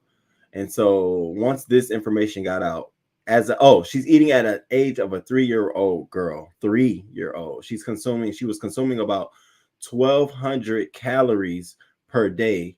She said during her diet, and she needs way more calories than that. But she said in a combination with working out, she was able to maintain her figure and shed about 15 pounds. Do I think this is promoting unhealthy eating? No. Do I think this is promoting, like, if you follow a person to this fucking T, where if they tell you that they are only eating certain amount of food a day and bitch, you're hungry and you're just doing it because of them, that's your fucking fault. Like, it's so much that a celebrity can tell me to do. If they told you to stop shitting, would you stop shitting? Like, what? Like, this to me, it was like overboard. I'm reading the comments like, y'all are too vested. I'm not that invested in nobody's life at all. No fucking way. Are you kidding me? So I feel like it was an overkill on her. I think she'll handle it well with grace. And if anything, she might turn this shit into a deal, like maybe a clothing line, sports bras, clothing stuff, or maybe even start recording like routine videos. I don't know if that's what she does, but she said she was going to Pilates. So people be reaching. Like we go too far when we reach. Sometimes you only have to go to the first shelf. We be all up at the fourth shelf and shit. Like, bring your ass down here. The hell you doing? Women get engagement rings before the wedding and a band at the wedding. Men only get a band at the wedding. See? Got it. So it wasn't a message. She couldn't help it. It was just there. Like, there's no message being sent. People asked another reach. I'm about to change this to the reaching news. The weights are sus. Why isn't the biological mother allowed to speak? Gabrielle Union is abusing that child. Zaya is a perfect blend of mom and dad. That's all I got. They're too much with this young person sharing everything about Zaya's life. I agree. I agree with that. I think it was more important for Dwayne Wade to share it, given that he's in the limelight, and to get the story out there first. But I think they did share before she could, fully share anything herself. Let people be who they are. Mind your business. I'm not even going to talk to Zaza, but her parents, yeah, I'll talk to them motherfuckers, because it's been a whole agenda out here with Disney, with celebrities, and a lot of households don't have that understanding. I hear you. I hear what you're saying. A lot of people don't have media outlets to run to, and quarantine messed up a lot of people, not speaking about agenda and sexuality, but just people's minds, period, to thinking, just my opinion. Absolutely nothing wrong with what she said. People just want to cancel that unproblematic girl just because. They really do. It's hate. It's hate. It's hate. She about to put out a whole workout video. Okay, I would. Baby, I would. I surely would. Relationship weight is truly a thing. All you do is cuddle and eat. You don't come up for air until after a year. Okay. You said relationship weight is a thing. Okay. All right. I was trying to be low. Nope, never follow idols. God, right. You should never follow anybody. No idols. Nobody should be an idol but God. For you, but God. You should have no idols. She better get some vitamins at her while she's starving herself to death. You got to keep your body nourished. She didn't even tell anyone to do anything. She really say what she does. Why do adults care? Why are parents letting an online stranger danger guide their own children unless a doctor? And if you see the comments from her TikTok video, you just be like, are y'all really fans of hers? Like, seriously. Vitamins without food is dangerous. Never advise anyone to do that. Even the bottles warn against it. Well, she got her ass attacked for it, but I don't think that's going to stop Michael from, loving on her. But Lori, do your thing. If you want to stop eating, stop eating. I'm not going to stop eating. If that's what you choose to do, then do what you got to do. All right, let's move on to the next story. Keyshia Cole is out here going hard for her boo. And I was like, is Keyshia in love or is she in lust? Like, is this a thing about her wanting some pain or what? So over the weekend, Keyshia Cole posted on her Instagram story, she posted this picture. And it says, miss him a lot, missing him a lot, right? And now I read between the lines. I'm like, missing him a lot and missing him a lot. You missing two different things on him a lot. I'm reading between the lines. Well, he responded to this over the weekend. And in his message, he puts up this. Hold on, let me share it with you all. He's so corny. Another corny corn. Just corny, but somehow, some way, I guess he got he got something that's interesting. But so he puts this up. Hopefully it shares a lot quicker.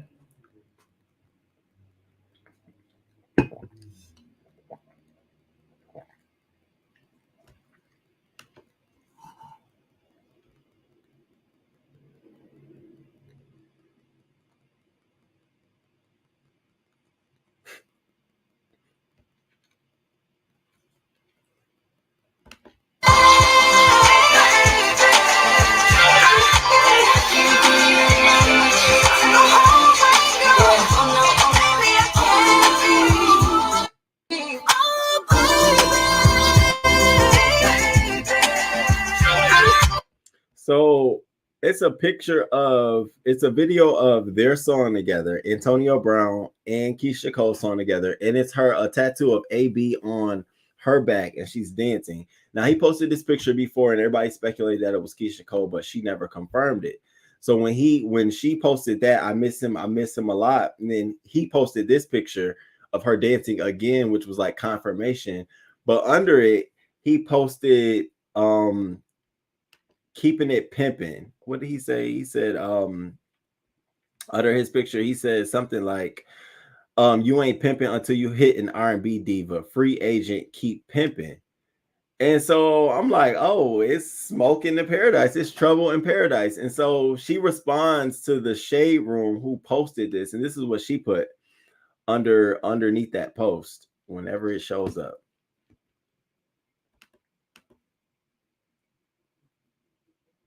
This is crazy. This is what she put. This the second time you posted this, AB, but the captions changed. Don't be mad at me no more, babe. I said I apologize. I'm like, oh, so what's going on? What's going on between you two? What you done did? What you did? Keyshia Cole, you did something? Wow. So I think she's smitten. I honestly think Keyshia Cole is smitten. Antonio Brown is, he's a little weird. He's like very controversial. And so to see Keyshia Cole be like this interested in him, it's like, okay, Keyshia Cole, all right. I'll stay tuned to this. I really think this is only like a thing. I'm hoping it's not nothing major, but given that I think it's a fake tattoo, given that is it, I don't think so. No one will control what I have birthed and labor, period. Media do not control my kids. Some of these folks, oh, y'all talking about Disney. Did you see me advise anyone to do this? I said she should put some vitamins in her and it be now malnourished, levels up. It's not the corn, it's the cob. That's what it is, baby. Nate, you see it? Keyshia be on one. Keyshia is after some. Perhaps I misunderstood your post. Y'all Gucci? We Gucci. All right. We moving right along, y'all. So we can get into this review. All right, some Young Thug updates. So, this is really just going deeper and deeper. So if you all haven't heard, of course, Young Thug has been arrested, no bond, held without any bond, on RICO charges, him and his brand YSL, along with up to 56 different affiliates, 30 being arrested at his home the day he was arrested. So now they're saying that they reportedly caught him on wiretap speaking street activity, likely multiple years of evidence. And so what they're saying is that they have the police have been wiretapping Young Thug for years now. and that they had informants in jail who that they snuck cell phones into informants in jail, people who were already in jail, and had them recording their phone calls with Young Thug and some of the things he was trying to do with, according to taking out YF and Lucci. And apparently he was saying things like, y'all niggas ain't get him, why y'all didn't take him out? If you don't remember, we reported it here a long time ago, earlier this year. YF and Lucci was stabbed in jail. And I'm looking like, why? Now we look back like, oh my God, what the fuck? What was going on?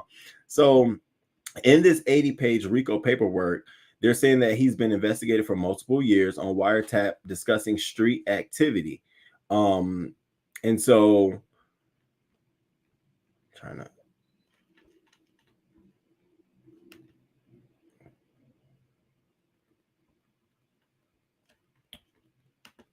where's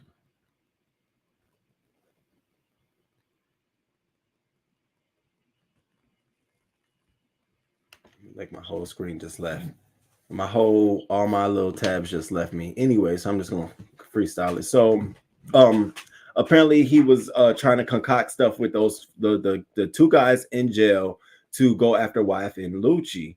And so they got all of that recorded along with a whole bunch of years worth of evidence recorded, as well as they're now wanting to. And so what the 80-page indictment said was, as soon as this pops up, it said that they got him on phone call recorded. Here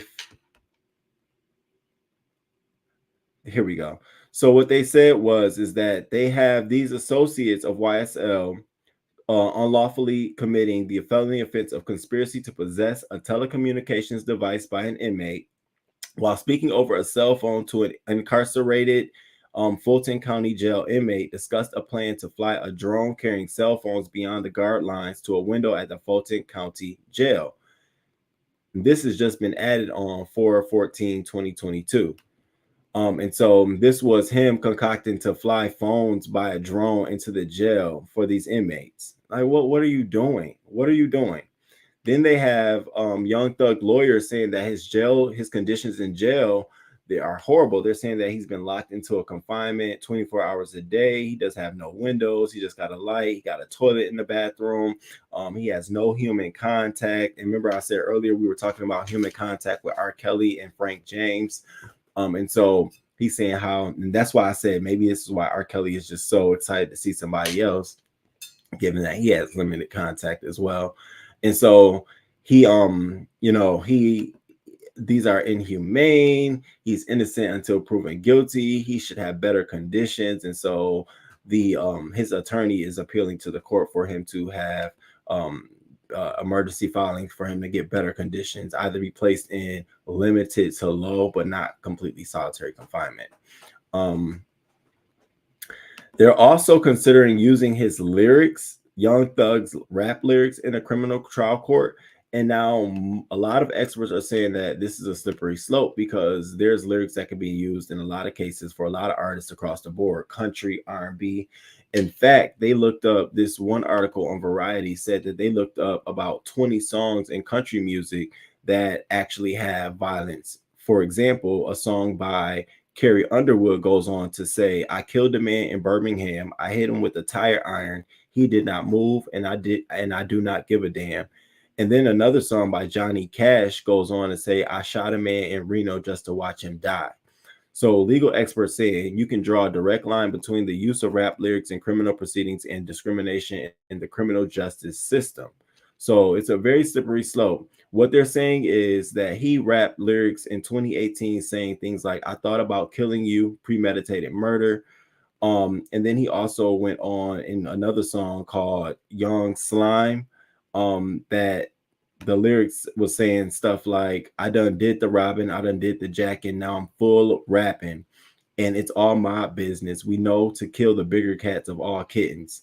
So they're planning to use a lot of his lyrics to indict him in a court. And so as more of this 80-page indictment leaks out and people get more information, the more I can come out here and share about this this case. I'm gonna keep saying this. It sounds like they've been building a case against this man, And from what I've seen so far that has leaked out, it's all, there's nothing like, oh, he killed that person. Oh, it's still being pieced together. So I'm gonna stay tuned to this. This is interesting how they're pulling this together. And like someone else said, I was watching a video. At this point, they can look at any label and how labels, have to change the whole camaraderie and call you a gang, depending on how your lyrics are and what you do with your dollar bills and how much of affiliate you are. Any of you all can be labeled a gang. So it's best that you be careful. Be real careful how you move in these streets. Because if you think that this was just a one and done, no, this was just an example. Okay, let me grab comments. How old is Young Thug? Because his hands look like, why are we doing this? I think Young Thug is 28 or 29. He's 18 years old. I think he's 29, if I'm not mistaken. Once you get these charge changes, it's 99% of your get time. I thought he would have got around the time Lil Wayne's bus was shot up.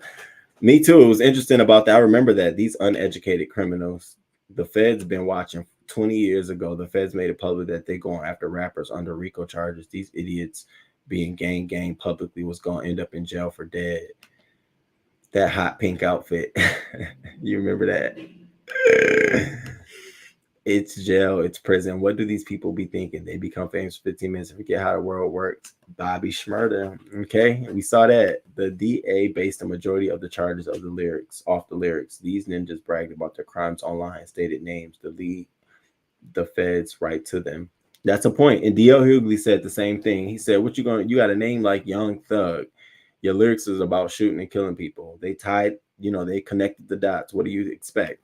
Bobby Shmurda came out spicy. I still rock Bobby, though. He's trying to make a comeback. It ain't no single hit in either.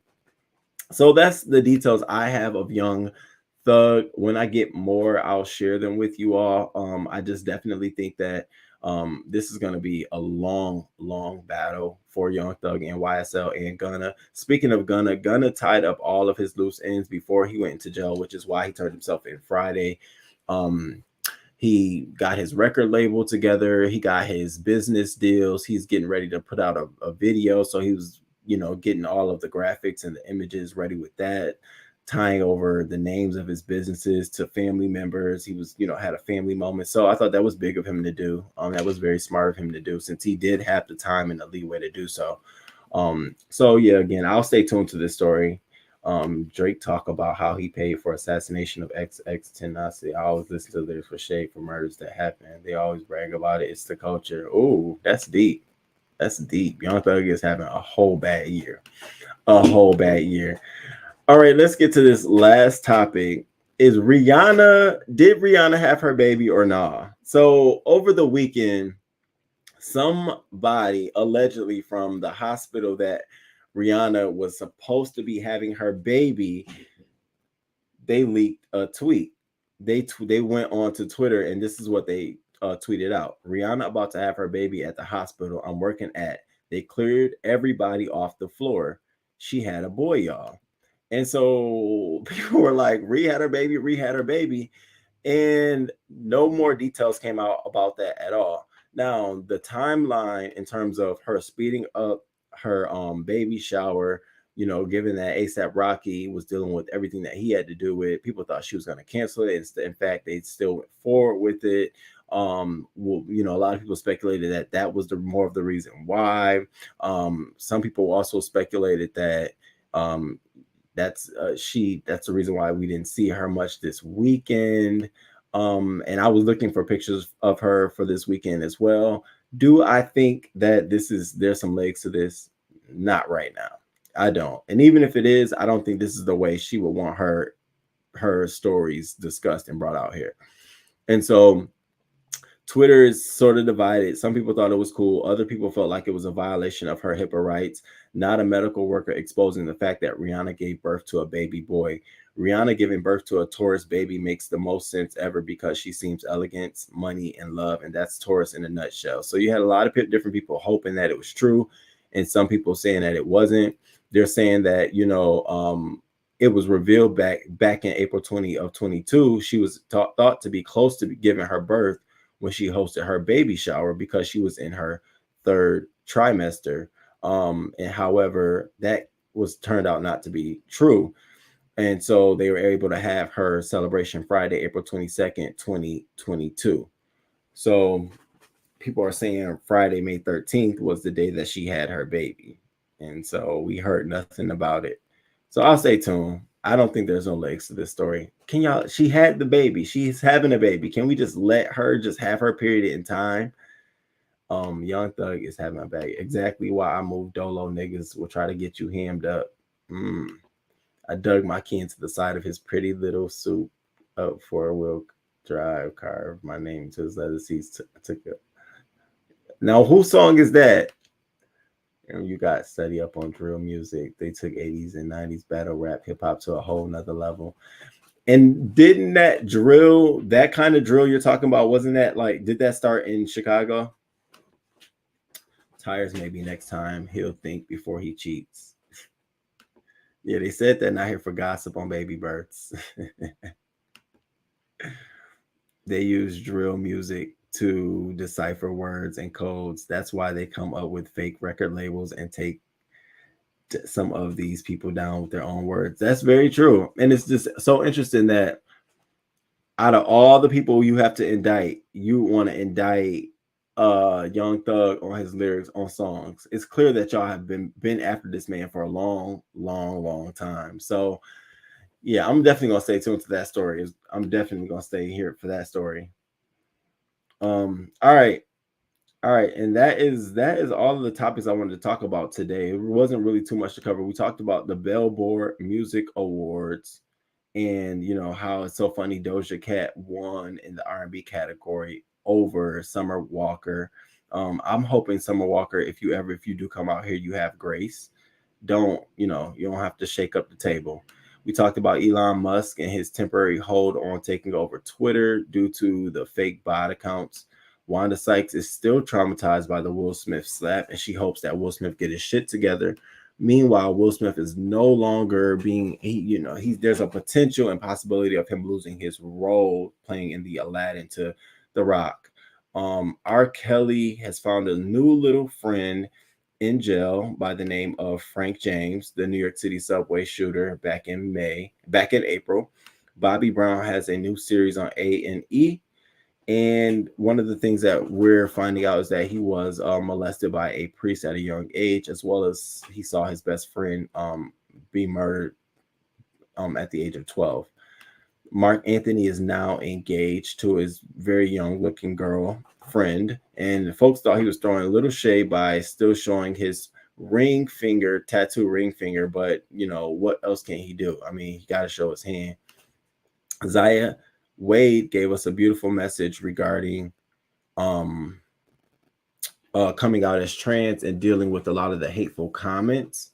And she also did this interview with Gabrielle Union, and both of them seem to be in support of how each one is handling this. So I thought it was great to see her also just offer advice to those who are looking at her for that. Lori Harvey faced a little backlash this weekend because she put out a video talking about her routine to dieting, and folks thought it was a little excessive on the fact that it doesn't seem like she's eating enough. Based on the FDA calorie intake, hers would be at along the lines of an age 3, a 3-year-old female. Keyshia Cole is out here showing her ass for her boo Antonio Brown. She posted these pictures, and he followed up with a little shady post saying that you're not at the top if you never hit an R&B diva. Keep it pimping. And she replied, don't be mad at me no more, babe. I said I apologize. And then we finally talked about Young Thug and the updates to his case, how they have been wiretapping him, his jail conditions, as well as them considering using lyrics in his case in the indictment. And then we talked about Rihanna and these claims that she's had her baby and whether they're true or not. So that was all of the hot topics I have for you all. let's turn it right over into the Bad Boys LA. Now, this Bad Boys LA review, this Bad Boys LA episode rather, it was definitely interesting. I titled this the finale. Now, this is not the finale, but I'm saying this is the finale for each one at night. Like this is the final. We get to see them. You know how when you say you don't see how a motherfucker act until they get up against the law, or you don't see how a motherfucker act until a gun is in their face. Well, this is the finale. This is where you get to see how people act when they get when they asses on the line. So we left off this episode with the fight between Rio and Jonathan. And now I still, for the life of me, don't understand why this man thought that he had any kind of leverage on Jonathan. I mean, boy, what the fuck did you think? So we left off on that part. And, you know, it was really between Milan and Jonathan. Milan backed up.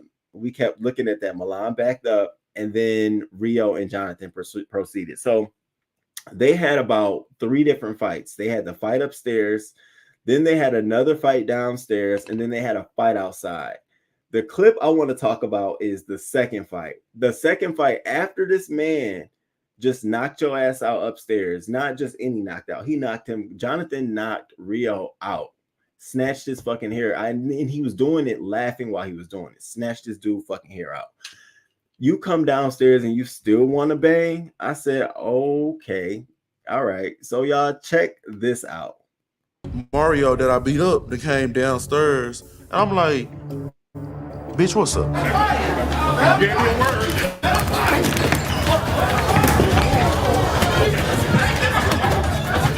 I hit him with one.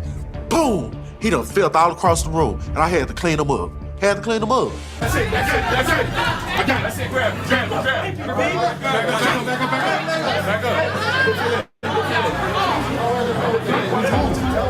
What the fuck is going on?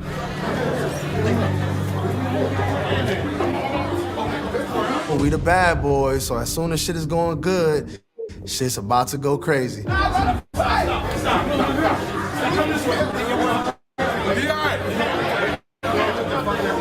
We was on the ground for a long time. This time, I'm already fighting this big, stinking hippopotamus, and I got all these big ass securities on top of me. And I snatched his chain. His chain popped. Neither one of them, they still hugging each other.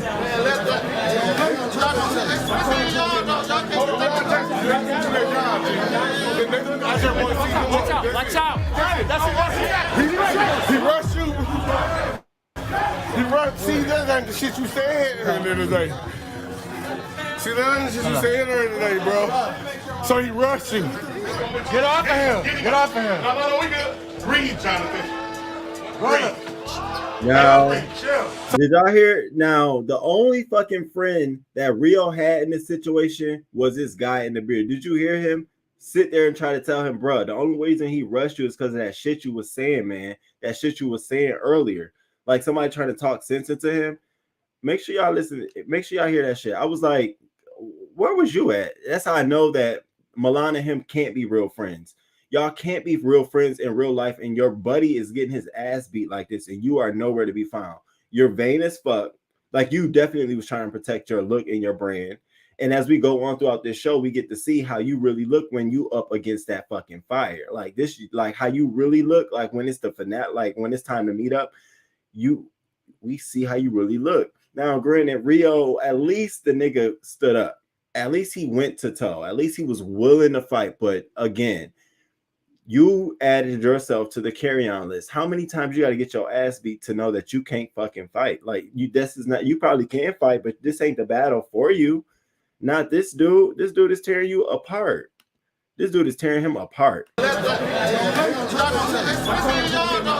listen to the friend. Watch out! He rushed you. He rushed. See, that ain't the shit you said earlier today. See, that ain't the shit you said earlier today, bro. So he rushed you. Get off of him. Get off of him. No, we good. Breathe, Jonathan. Breathe. So he rushed you. Hold on, my car just shit on the ground. Hey, we got my ID, my car. Okay, get it up. Hey.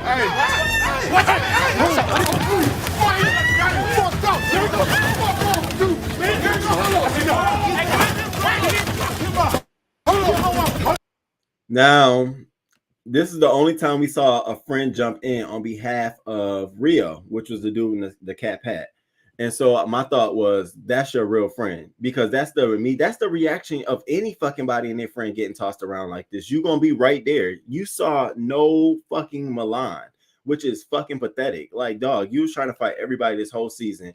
You brought this man, you literally did bring this man in here. I don't give a fuck what you say. You brought this man in here to fight your battle, and you couldn't even handle it. It got so fucking hot. You was nowhere to be found. And clearly we saw when it was time to go to war, as you was trying to do the whole show, you're nowhere to be found. So I thought that was very interesting that he won second and third. So that was the last two fights. I found that fucking interesting that he still continued to want to go bat to bat. So now let's get into the second clip that I thought was interesting. So this second clip is of, where's Milan? Milan, where the fuck you at? And what are you doing? So they finally catch up with Milan, and Milan has this old elaborate ass, bullshit ass reason as to why he is nowhere to be fucking found. And it's so pathetic to me. For this clip to load.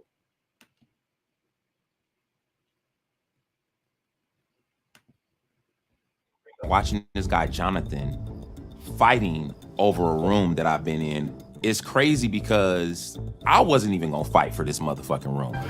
Pause. Wait a minute. Excuse me. You weren't gonna fight for this room? You know, when I do the flashback of the upload, I'm gonna put right in that scene when you and Anthony got into it. You damn near told Anthony, like, yo, bro, what's good? You see how that works though? You willing to do that shit to Anthony, but you ain't willing. But this is what you say now. Because I wasn't even gonna fight for this motherfucking room. When you thought about that now, so you just now decided that you wasn't fighting for the room when you saw your opponent, but beforehand you was down for it because you knew you bitch nigga shit. I'm telling you, we get to really see this guy like on some real shit. This is pathetic. I'm gonna call the cops on this bitch. You pulled out a fire extinguisher, you pulling out weapons.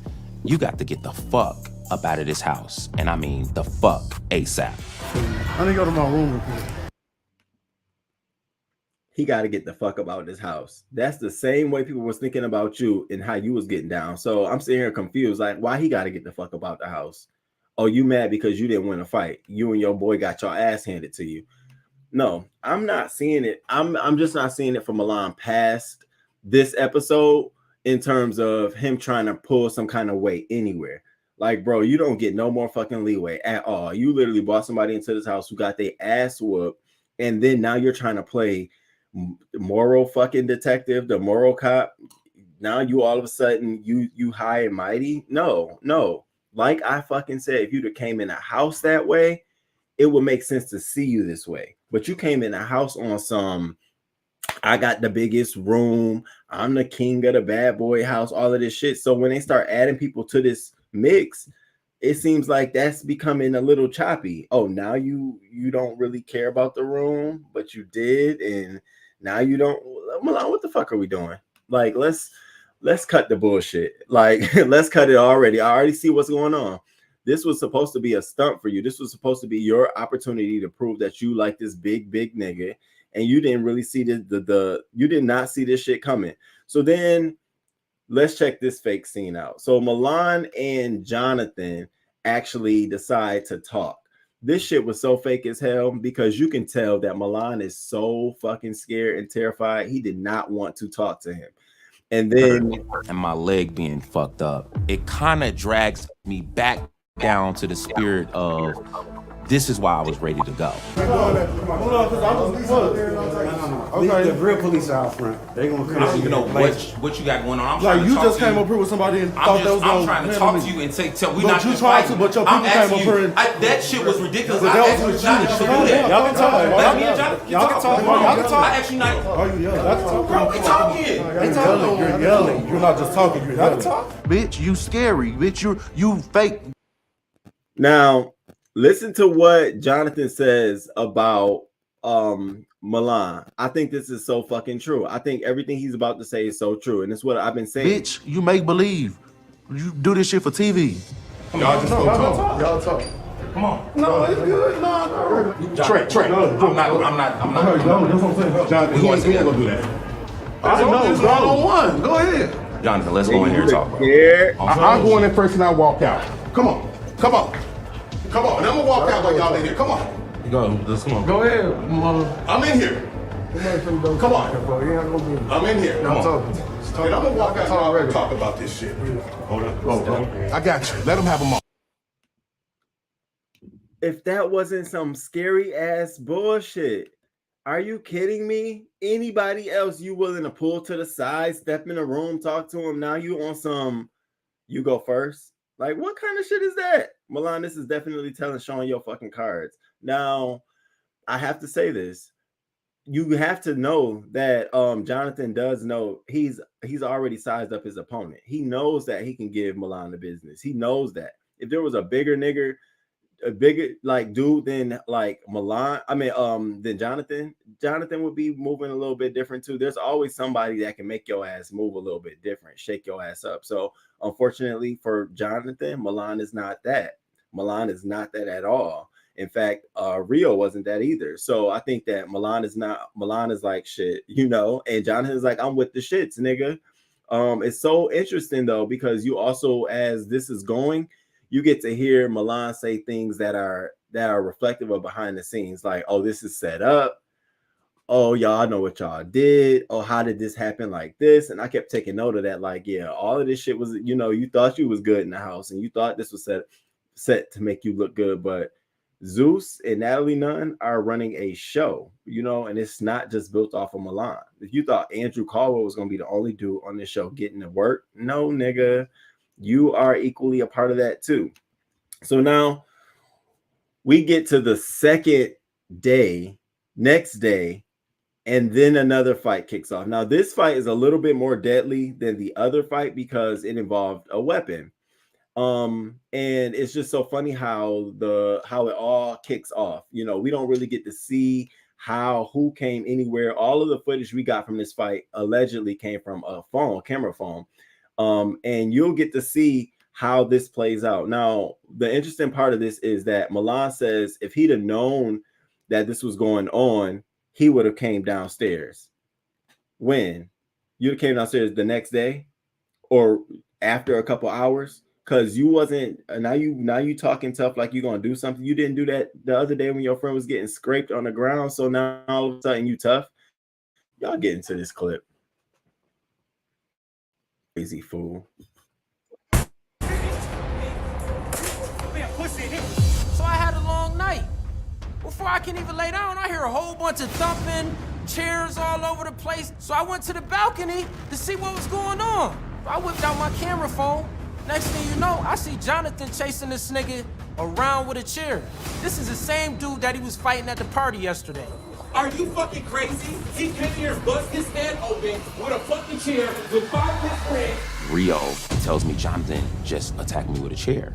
I wish that I was downstairs when you came there. This big, fat, nasty, stinking ass nigga, he picked up the chair, he swung it, he hit me with it. He hit me with it about like 3 times and I was blocking it with my hands the whole time. So I started trying to get away from him to tire his big fat ass out. And I ended up running in the house because my hand was leaking.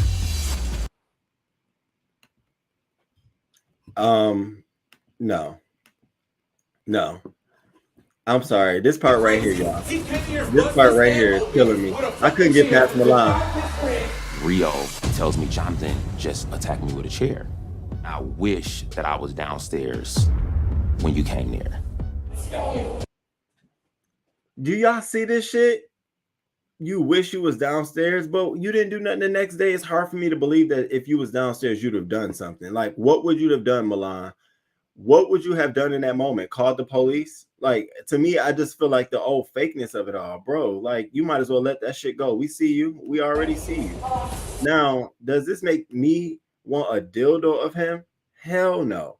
Does this make me want anything of him? No, it doesn't. A body of his ass part, none of that shit. It don't make me want none of that shit. Like, none of that shit. It goes out the window. It's like you not even being the real you. You can't even, like, at least I could fuck with you if you'd been like, yo, that wasn't my real nigga friend in the first place. I just brought him on the show. You know what I'm saying? But just to sit here and see your friend get dogged out, then the next day, like everybody always, if I was there, I would have did.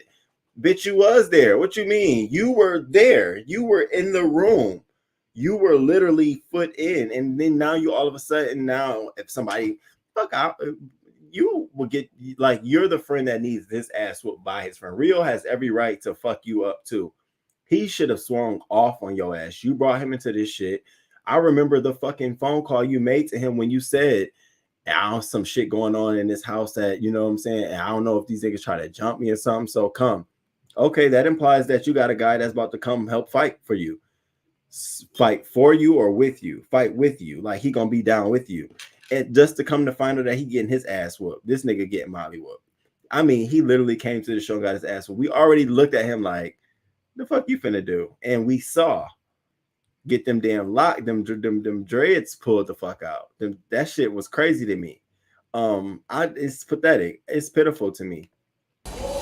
This big, fat, nasty, stinking ass nigga, he picked up the chair, he swung and hit me with it. He hit me with it about like 3 times, and I was blocking it with my hands the whole time. So I started trying to get away from him to tire his big fat ass out, and I ended up running in the house because my hand was leaking.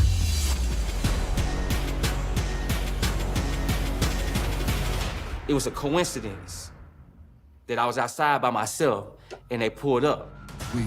That's good for now, but I really want to... Just so it can be closed, you know? Yeah, I think this bitch is crazy. This friendly ass bitch is the one who's starting all the drama. Now, before I play this part, this is where we find out that Jonathan is no longer going to be on the show. And I could see now, logistically, as a business guy, a producer guy behind the scenes, I could understand why the decision had to be either Milan or Jonathan at this point. And because given that Milan has been consistently a part of this show, and that's sort of how they kicked this show off with him being a part of it, I see how they move forward with him. It sucks that Jonathan left this show, though. I think that he definitely was a bad boy. He definitely was way more entertaining than the rest of them. He brought the fucking smoke. You know what I'm saying? He wasn't afraid of any of them, straight or gay. And I think that if anybody would have came in the house with that bravado, it should have been someone of Jonathan's magnitude. Not saying, you know, that the other ones couldn't carry it like that, but I think that he would have definitely led it a little further. Milan is fucking and breaking the chain. Weak as fuck. Milan weak as fuck. This shit is weak as fuck. So now we find out Jonathan is leaving the show, leaving us with Milan. So check this part out. He hit me with that motherfucking chair, and I took that chair and got to beating his ass back with that chair. Bitch, you ain't gonna never hit me with no chair and think I ain't gonna get my league back. At the end of the day, y'all already know the baddest came up here, did my motherfucking thug thizzle. I'm about to go back to my salon, my business, that I'm really doing my shit. These motherfuckers is not no bad boys, and they not ready for me. I'm signing the fuck out this shit.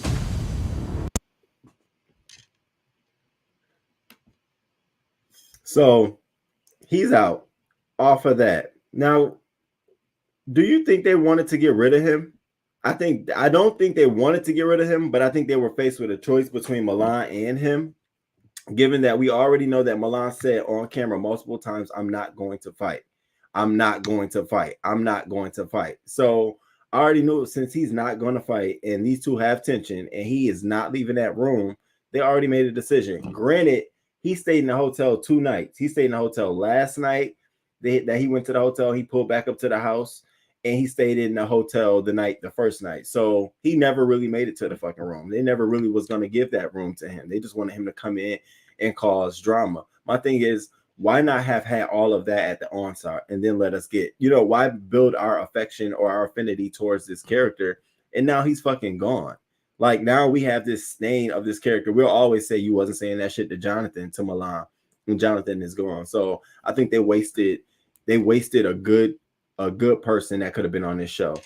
So Jonathan, it sucks that you leaving, but I really wish that you had a chance, and I hope you are at the reunion so that we can see what goes on. Now let's get into the fakeness of it. I gotta call Gutter to the motherfucking rug.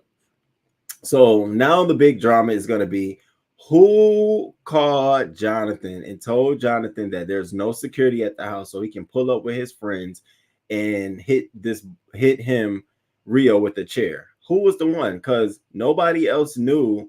You know, they didn't know that there was no security because apparently there was no security when he pulled up there and allegedly struck Rio with the chair. And what he's saying is Rio first grabbed the chair to hit him, and so he took the chair and hit him back. Whatever the case may be, it was only one Latino guy. And so apparently this is what happened. Now, I was very shocked at this scene because I'm like, damn, I thought Gutter was going to be like, yes, bitch, I called him and what? And what you going to do about it? I called him and what? He gave none of that. He didn't even say shit. It was just like, bloop, bloop. I said, oh, this is why I said the finale, when you really up against like that heat, what are you going to do? And so it just showed me a lot because I would have told him, I was like, yeah, I called him. The nigga called me. It wasn't, I didn't call him. You know, you weren't in every right. He called you. You didn't call him. And so why I wouldn't feel no fucking way about it. So check this clip out whenever it fucking loads.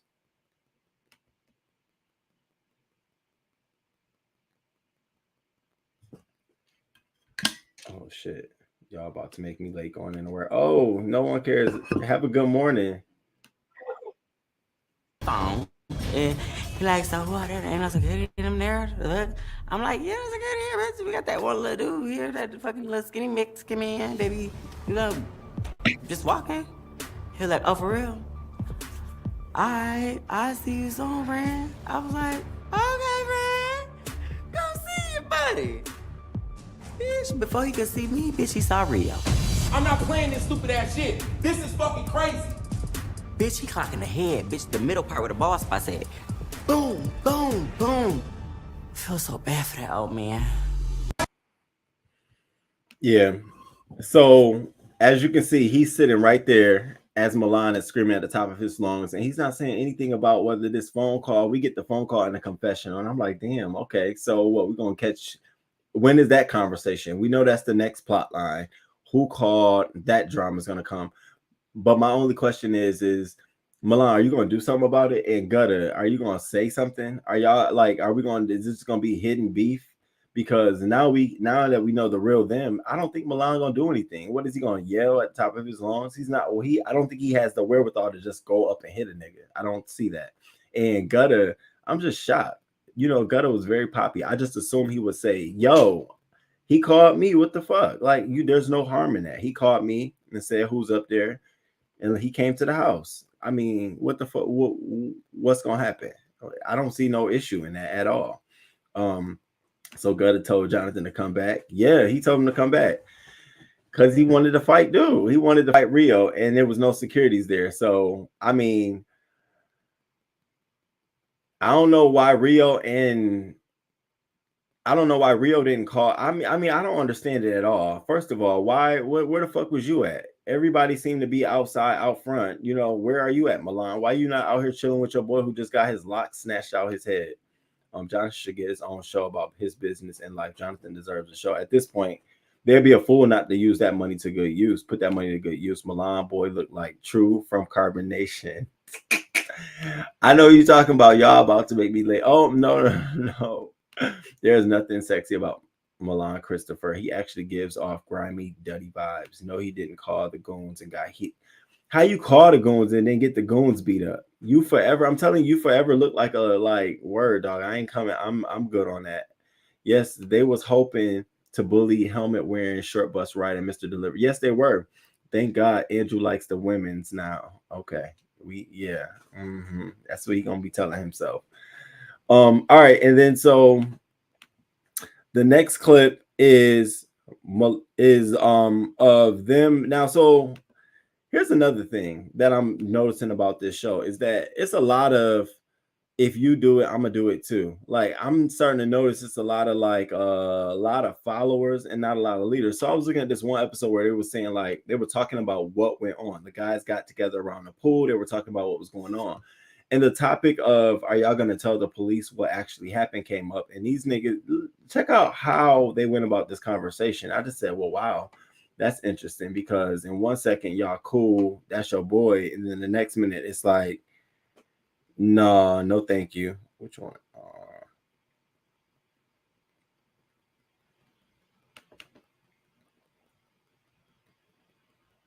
Oh yeah, I got that one coming up too. It's just I'm having bad internet connection today. This is sucky as.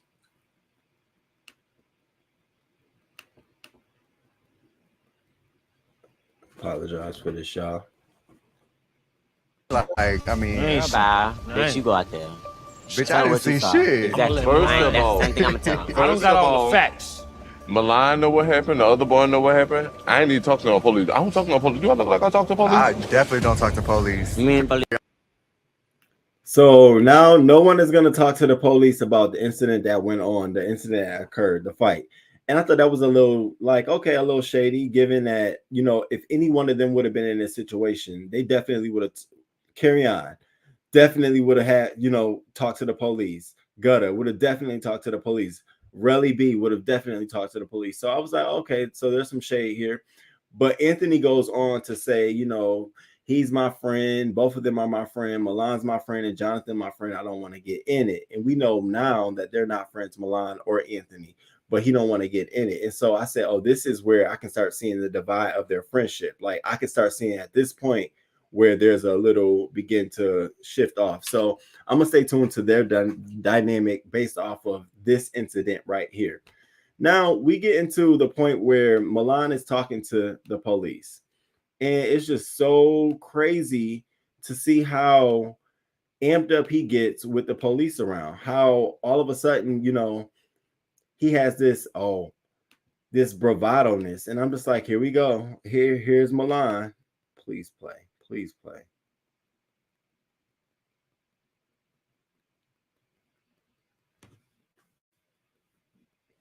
Snitches get stitches, don't they? Ain't that true? We used to call it pity pat. Milan was on the phone like a Karen. Yes. Okay, so I'll let you know when to hit play, okay? Okay.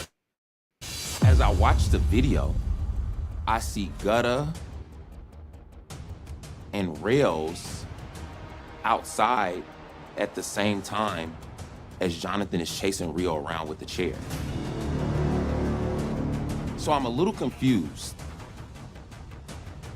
If Jonathan pulls up to a house with 3 of his friends and Gutta and Rails is outside while Rio is outside getting chased, why wouldn't Gutta or Rails come upstairs and get me? I'm gonna upload that video, and I'm gonna send you a link where you can send it to. It's so clear on there. After watching my friend bleed out from being attacked when he thought he was sitting outside alone and enjoying the place that he was going to be staying at for the rest of his time in LA, and Rio's on his way to the hospital, I became infuriated. A nigga walked through that gate. So at this point now, all of a sudden he's infuriated at what happened. This is what gets me about this scene. I would have been infuriated the first time that the dude came in my room and something went off. Why are we infuriated now? Now all of a sudden you're infuriated because it was a chair involved. The excessiveness here don't matter to me. So I'm sitting here watching him explain this shit, and I'm like, it sounds like he's trying to leave the show himself. With 5 motherfucking people, while an innocent motherfucker is sitting on here on his cell phone, he picks up a chair and comes in there and attack him, knowing ain't no security guards here. With the mother, like, this was weird. Yeah. Okay, It was so weird, all right. So now we get to see his real true colors. Point blank period. Milan's true colors. This whole episode was really based off Milan, the dynamic between Milan and Jonathan, and who will really win. Who's going to really win? And it's so fucked up because Jonathan won this battle, But because he won his battle and Milan is, I guess, the token guy on his show, the Jonathan is gone. So we're stuck to deal with how Milan handles the aftermath of this issue, whether we like it or not. And that's where I'm at. I'm sitting here like, here we go. You called the police. Why didn't you all call the police when Carry-On got punched in the face? Like, why now? Because your friend got involved and they made you look bad, so now you want to take some action? Fuck out of here with that dumb shit. You're not I said this originally, you're not Bad Boys LA. You could do Bad Boys ATL or Bad Boys not LA. Not how them niggas trying to give it up. All right, so then the last scene that they, leave us out on is this scene. Now, all of a sudden now we get the introduction of Rio as the cast member, and everyone is sitting around looking like, okay, so who is this nigga after he done got his ass beat, and why is he here? And Milan sits his ass comfortably on the couch and introduces this guy as this guy has been beat up 3 times. And I'm sitting here looking like, you bold, come down here and sit your ass down. I wouldn't have.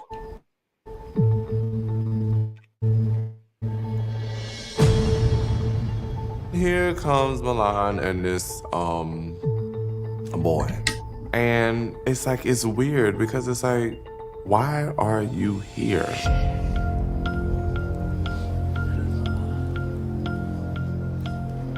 I'm getting to know who Rio is just by, him being at the house, but no one really understands why Rio is even here.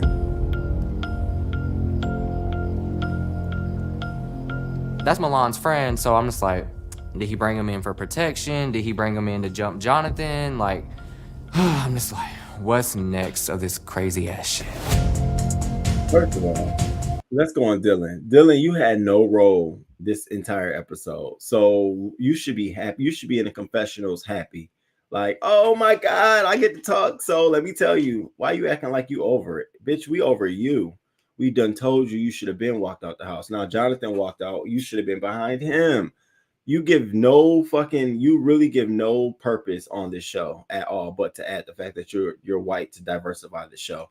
And shame on Natalie Nunn and the network for not filling that hole of somebody else who's authentically white to be on this show. They don't have to play black or anything like that. Just be yourself. You can be cool in the pop and all that shit. That would be a great dynamic to see. You got Dylan over here acting like a old chameleon. It's just disgusting. Talking about some, what you say? What you say again? I'm just like, what's next of this crazy ass shit? Boy, you should hope that you're getting some drama. You stirred a pot. What the fuck? Well, first of all, I want to formally introduce Rio to the house. He's gonna be staying here with us.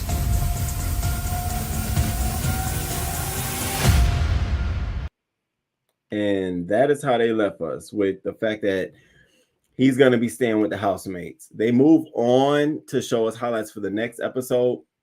They're working on a music video for their song. They're back in the studio.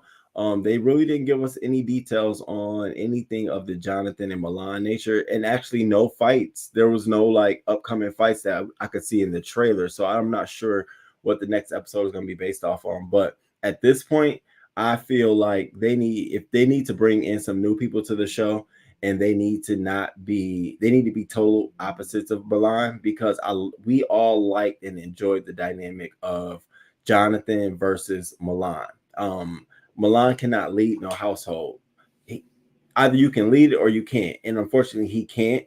You can't half lead it and then not lead it, because no one's going to look at you with integrity anymore. So like right now, he's going to be in a fucking bubble.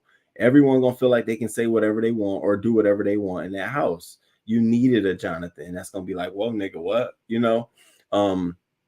I hope that next episode I don't want to say there's a fight, but I hope that there's a conversation between Rio and Milan about, yo, bro, where was you? What happened? Like, and I hope they're not friends to this day. I hate to say that shit, because there ain't no way you got my ass beat on national camera like that. Like, I got my ass whooped on national camera at the expense of you on Bad Boys LA, and you ain't nothing happened to you.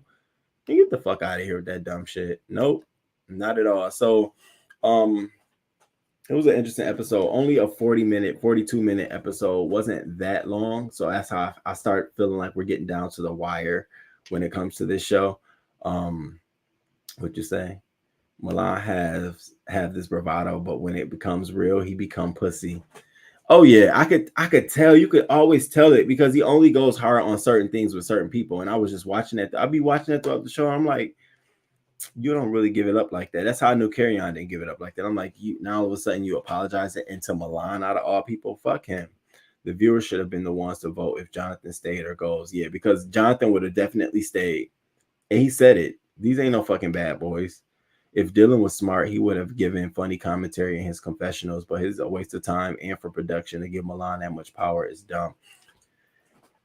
I swear, Dylan, I don't, at this point, it's just a sore thumb just sitting there. And it's so unfortunate because he don't know how to be himself. He's so uncomfortable. There's a scene, I was looking at it like, I don't even want to pull this out, but there's a scene where he's walking with Curtis and they're talking about like what just happened. And Curtis stopped and said, don't call me girl. Like, hey, because, you know, he's girl, bitch. You know, you don't address me like that. I'm different in the house. And it was just very weird. Like, he has no backbone or he doesn't know how to be himself. And he's only doing it to be on the show. It's like, ugh, you might as well just go home and look in the mirror. I would have started laughing when he said that Rio is a new house guest. Hey, good morning, Anthony. Good morning. It's good to see you. Happy Monday. Nothing about Milan says alpha, beta, delta. That man can't lead. No, he wouldn't be leading me in no fucking house. I told him, if you don't get them dicks and them asses off the fucking table upstairs in your room, what are we doing here? That's where we eat, nigga. That's the first thing I would have been saying. What are we doing? What is this? What's all this shit you got, this product and shit you got on the table? Yeah, so that's what I thought of this episode. It wasn't really too much for me to digest and dissect. Do you all watch the Bad Boys LA? Do you have the Zeus subscription? I just want to double check. Like, do you all actually watch it? It comes on at 8:00 every Sunday on Zeus. They drop the episode. I just want to make sure that you are, if you not, you get a subscription. It's like $4.99 a month. It's worth it if you want to watch the show. I don't want to put out the fact that people come and don't watch the show here because I don't want to be flagged down to my ass. All right, y'all. I'm gonna let y'all go. This was a great morning. Thank you all. You know, I just be watching clips on YouTube and listen to your reviews. Okay, I was wondering if folks are actually watching the show.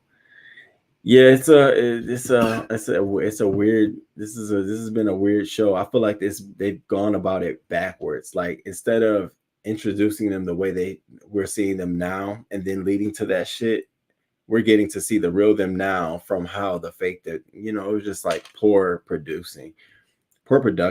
I don't understand why the people behind the scenes didn't do a real good job of building the characters before all the bullshit started. Like, we should have been building characters the first 3 episodes. Teamwork, collaboration, mixing them up, getting assignments done. Who can put on the best party? Fundraisers. Who gonna throw the best fundraiser? Who gonna make the best beat, song, pair them together, and then start leading into the drama shit. But now we got the drama, and then now you want to start giving us the mixy shit. You just make us now start sort of looking at them. It makes the show unreal. You start being like, oh, okay, this girl, we know that. Like, and then it just makes you wonder, like, what would have Andrew caught? Well, what would he have done during all of this? You think he would have been at the parties dancing with the strippers there? Like, really? How did y'all even get him on? How did that work? How did you finagle him to even believe that he was going to be a fit on this show as we watch it? Paul, do you think he would have been able to handle getting slapped? Can you imagine Caldwell getting hit? I don't watch it, but I'm here for your reviews that you give. Thank you, Black One, Swan, B1. Thank you. Good morning, Zap. All right, y'all. It's 2 hours and 30 minutes. I'm about to get my day started. I hope you all have a good day, a good Monday, a good start of your week, your work week. And those who catching the replay, I appreciate you for being here, catching the replay. If you enjoyed the video, please hit the like button, subscribe to the channel, share it out. I love the support. I appreciate the support. As always, I'm here Monday, Wednesday, and Fridays at 6:30 a.m. And on Wednesday at 6:30 a.m., we'll be covering some local news, and I already got some stories. We got a woman murders her girlfriend. We have the baby formula, and we have this new law that one of the new laws that they have enacted that it could be considered sexual harassment if you call a man bald-headed in the workplace. And so I want to investigate those topics on Wednesday, as well as some other topics. So hopefully I see you all then. I purchased Zeus thinking I would watch the show, but only haven't watched any reviews. It's a good show. It's a good show. I hope that they get some spinoff shows. Like Jonathan should get a show. Darrell should get a show. Those are all so far right now. Zeus produced this show ass backwards, just like how Black China approached her lawsuit ass backwards. All right, y'all. I will catch y'all on the next time. Oh, and I think I might be going live tomorrow just randomly just to kick it with you all. So I don't know what time, but I thought about it over the weekend and just a random live. So I kick it with you all over the tomorrow. But if not, I'll definitely see you all on Wednesday. Thank you all. And until next time. Deuces. Good morning. Thank you for being here this morning.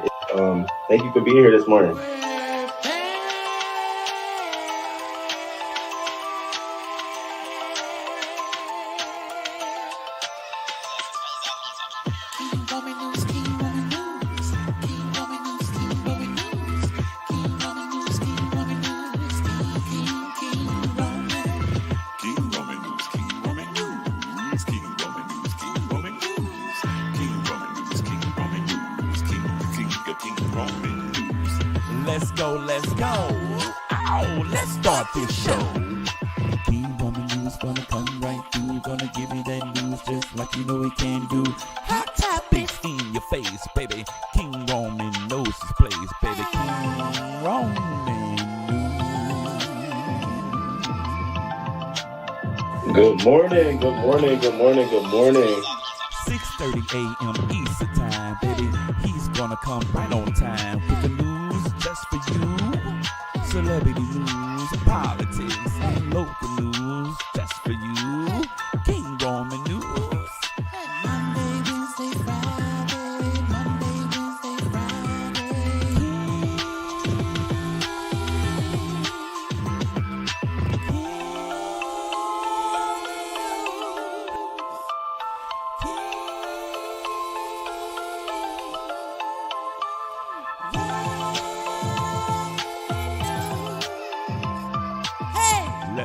Let's go.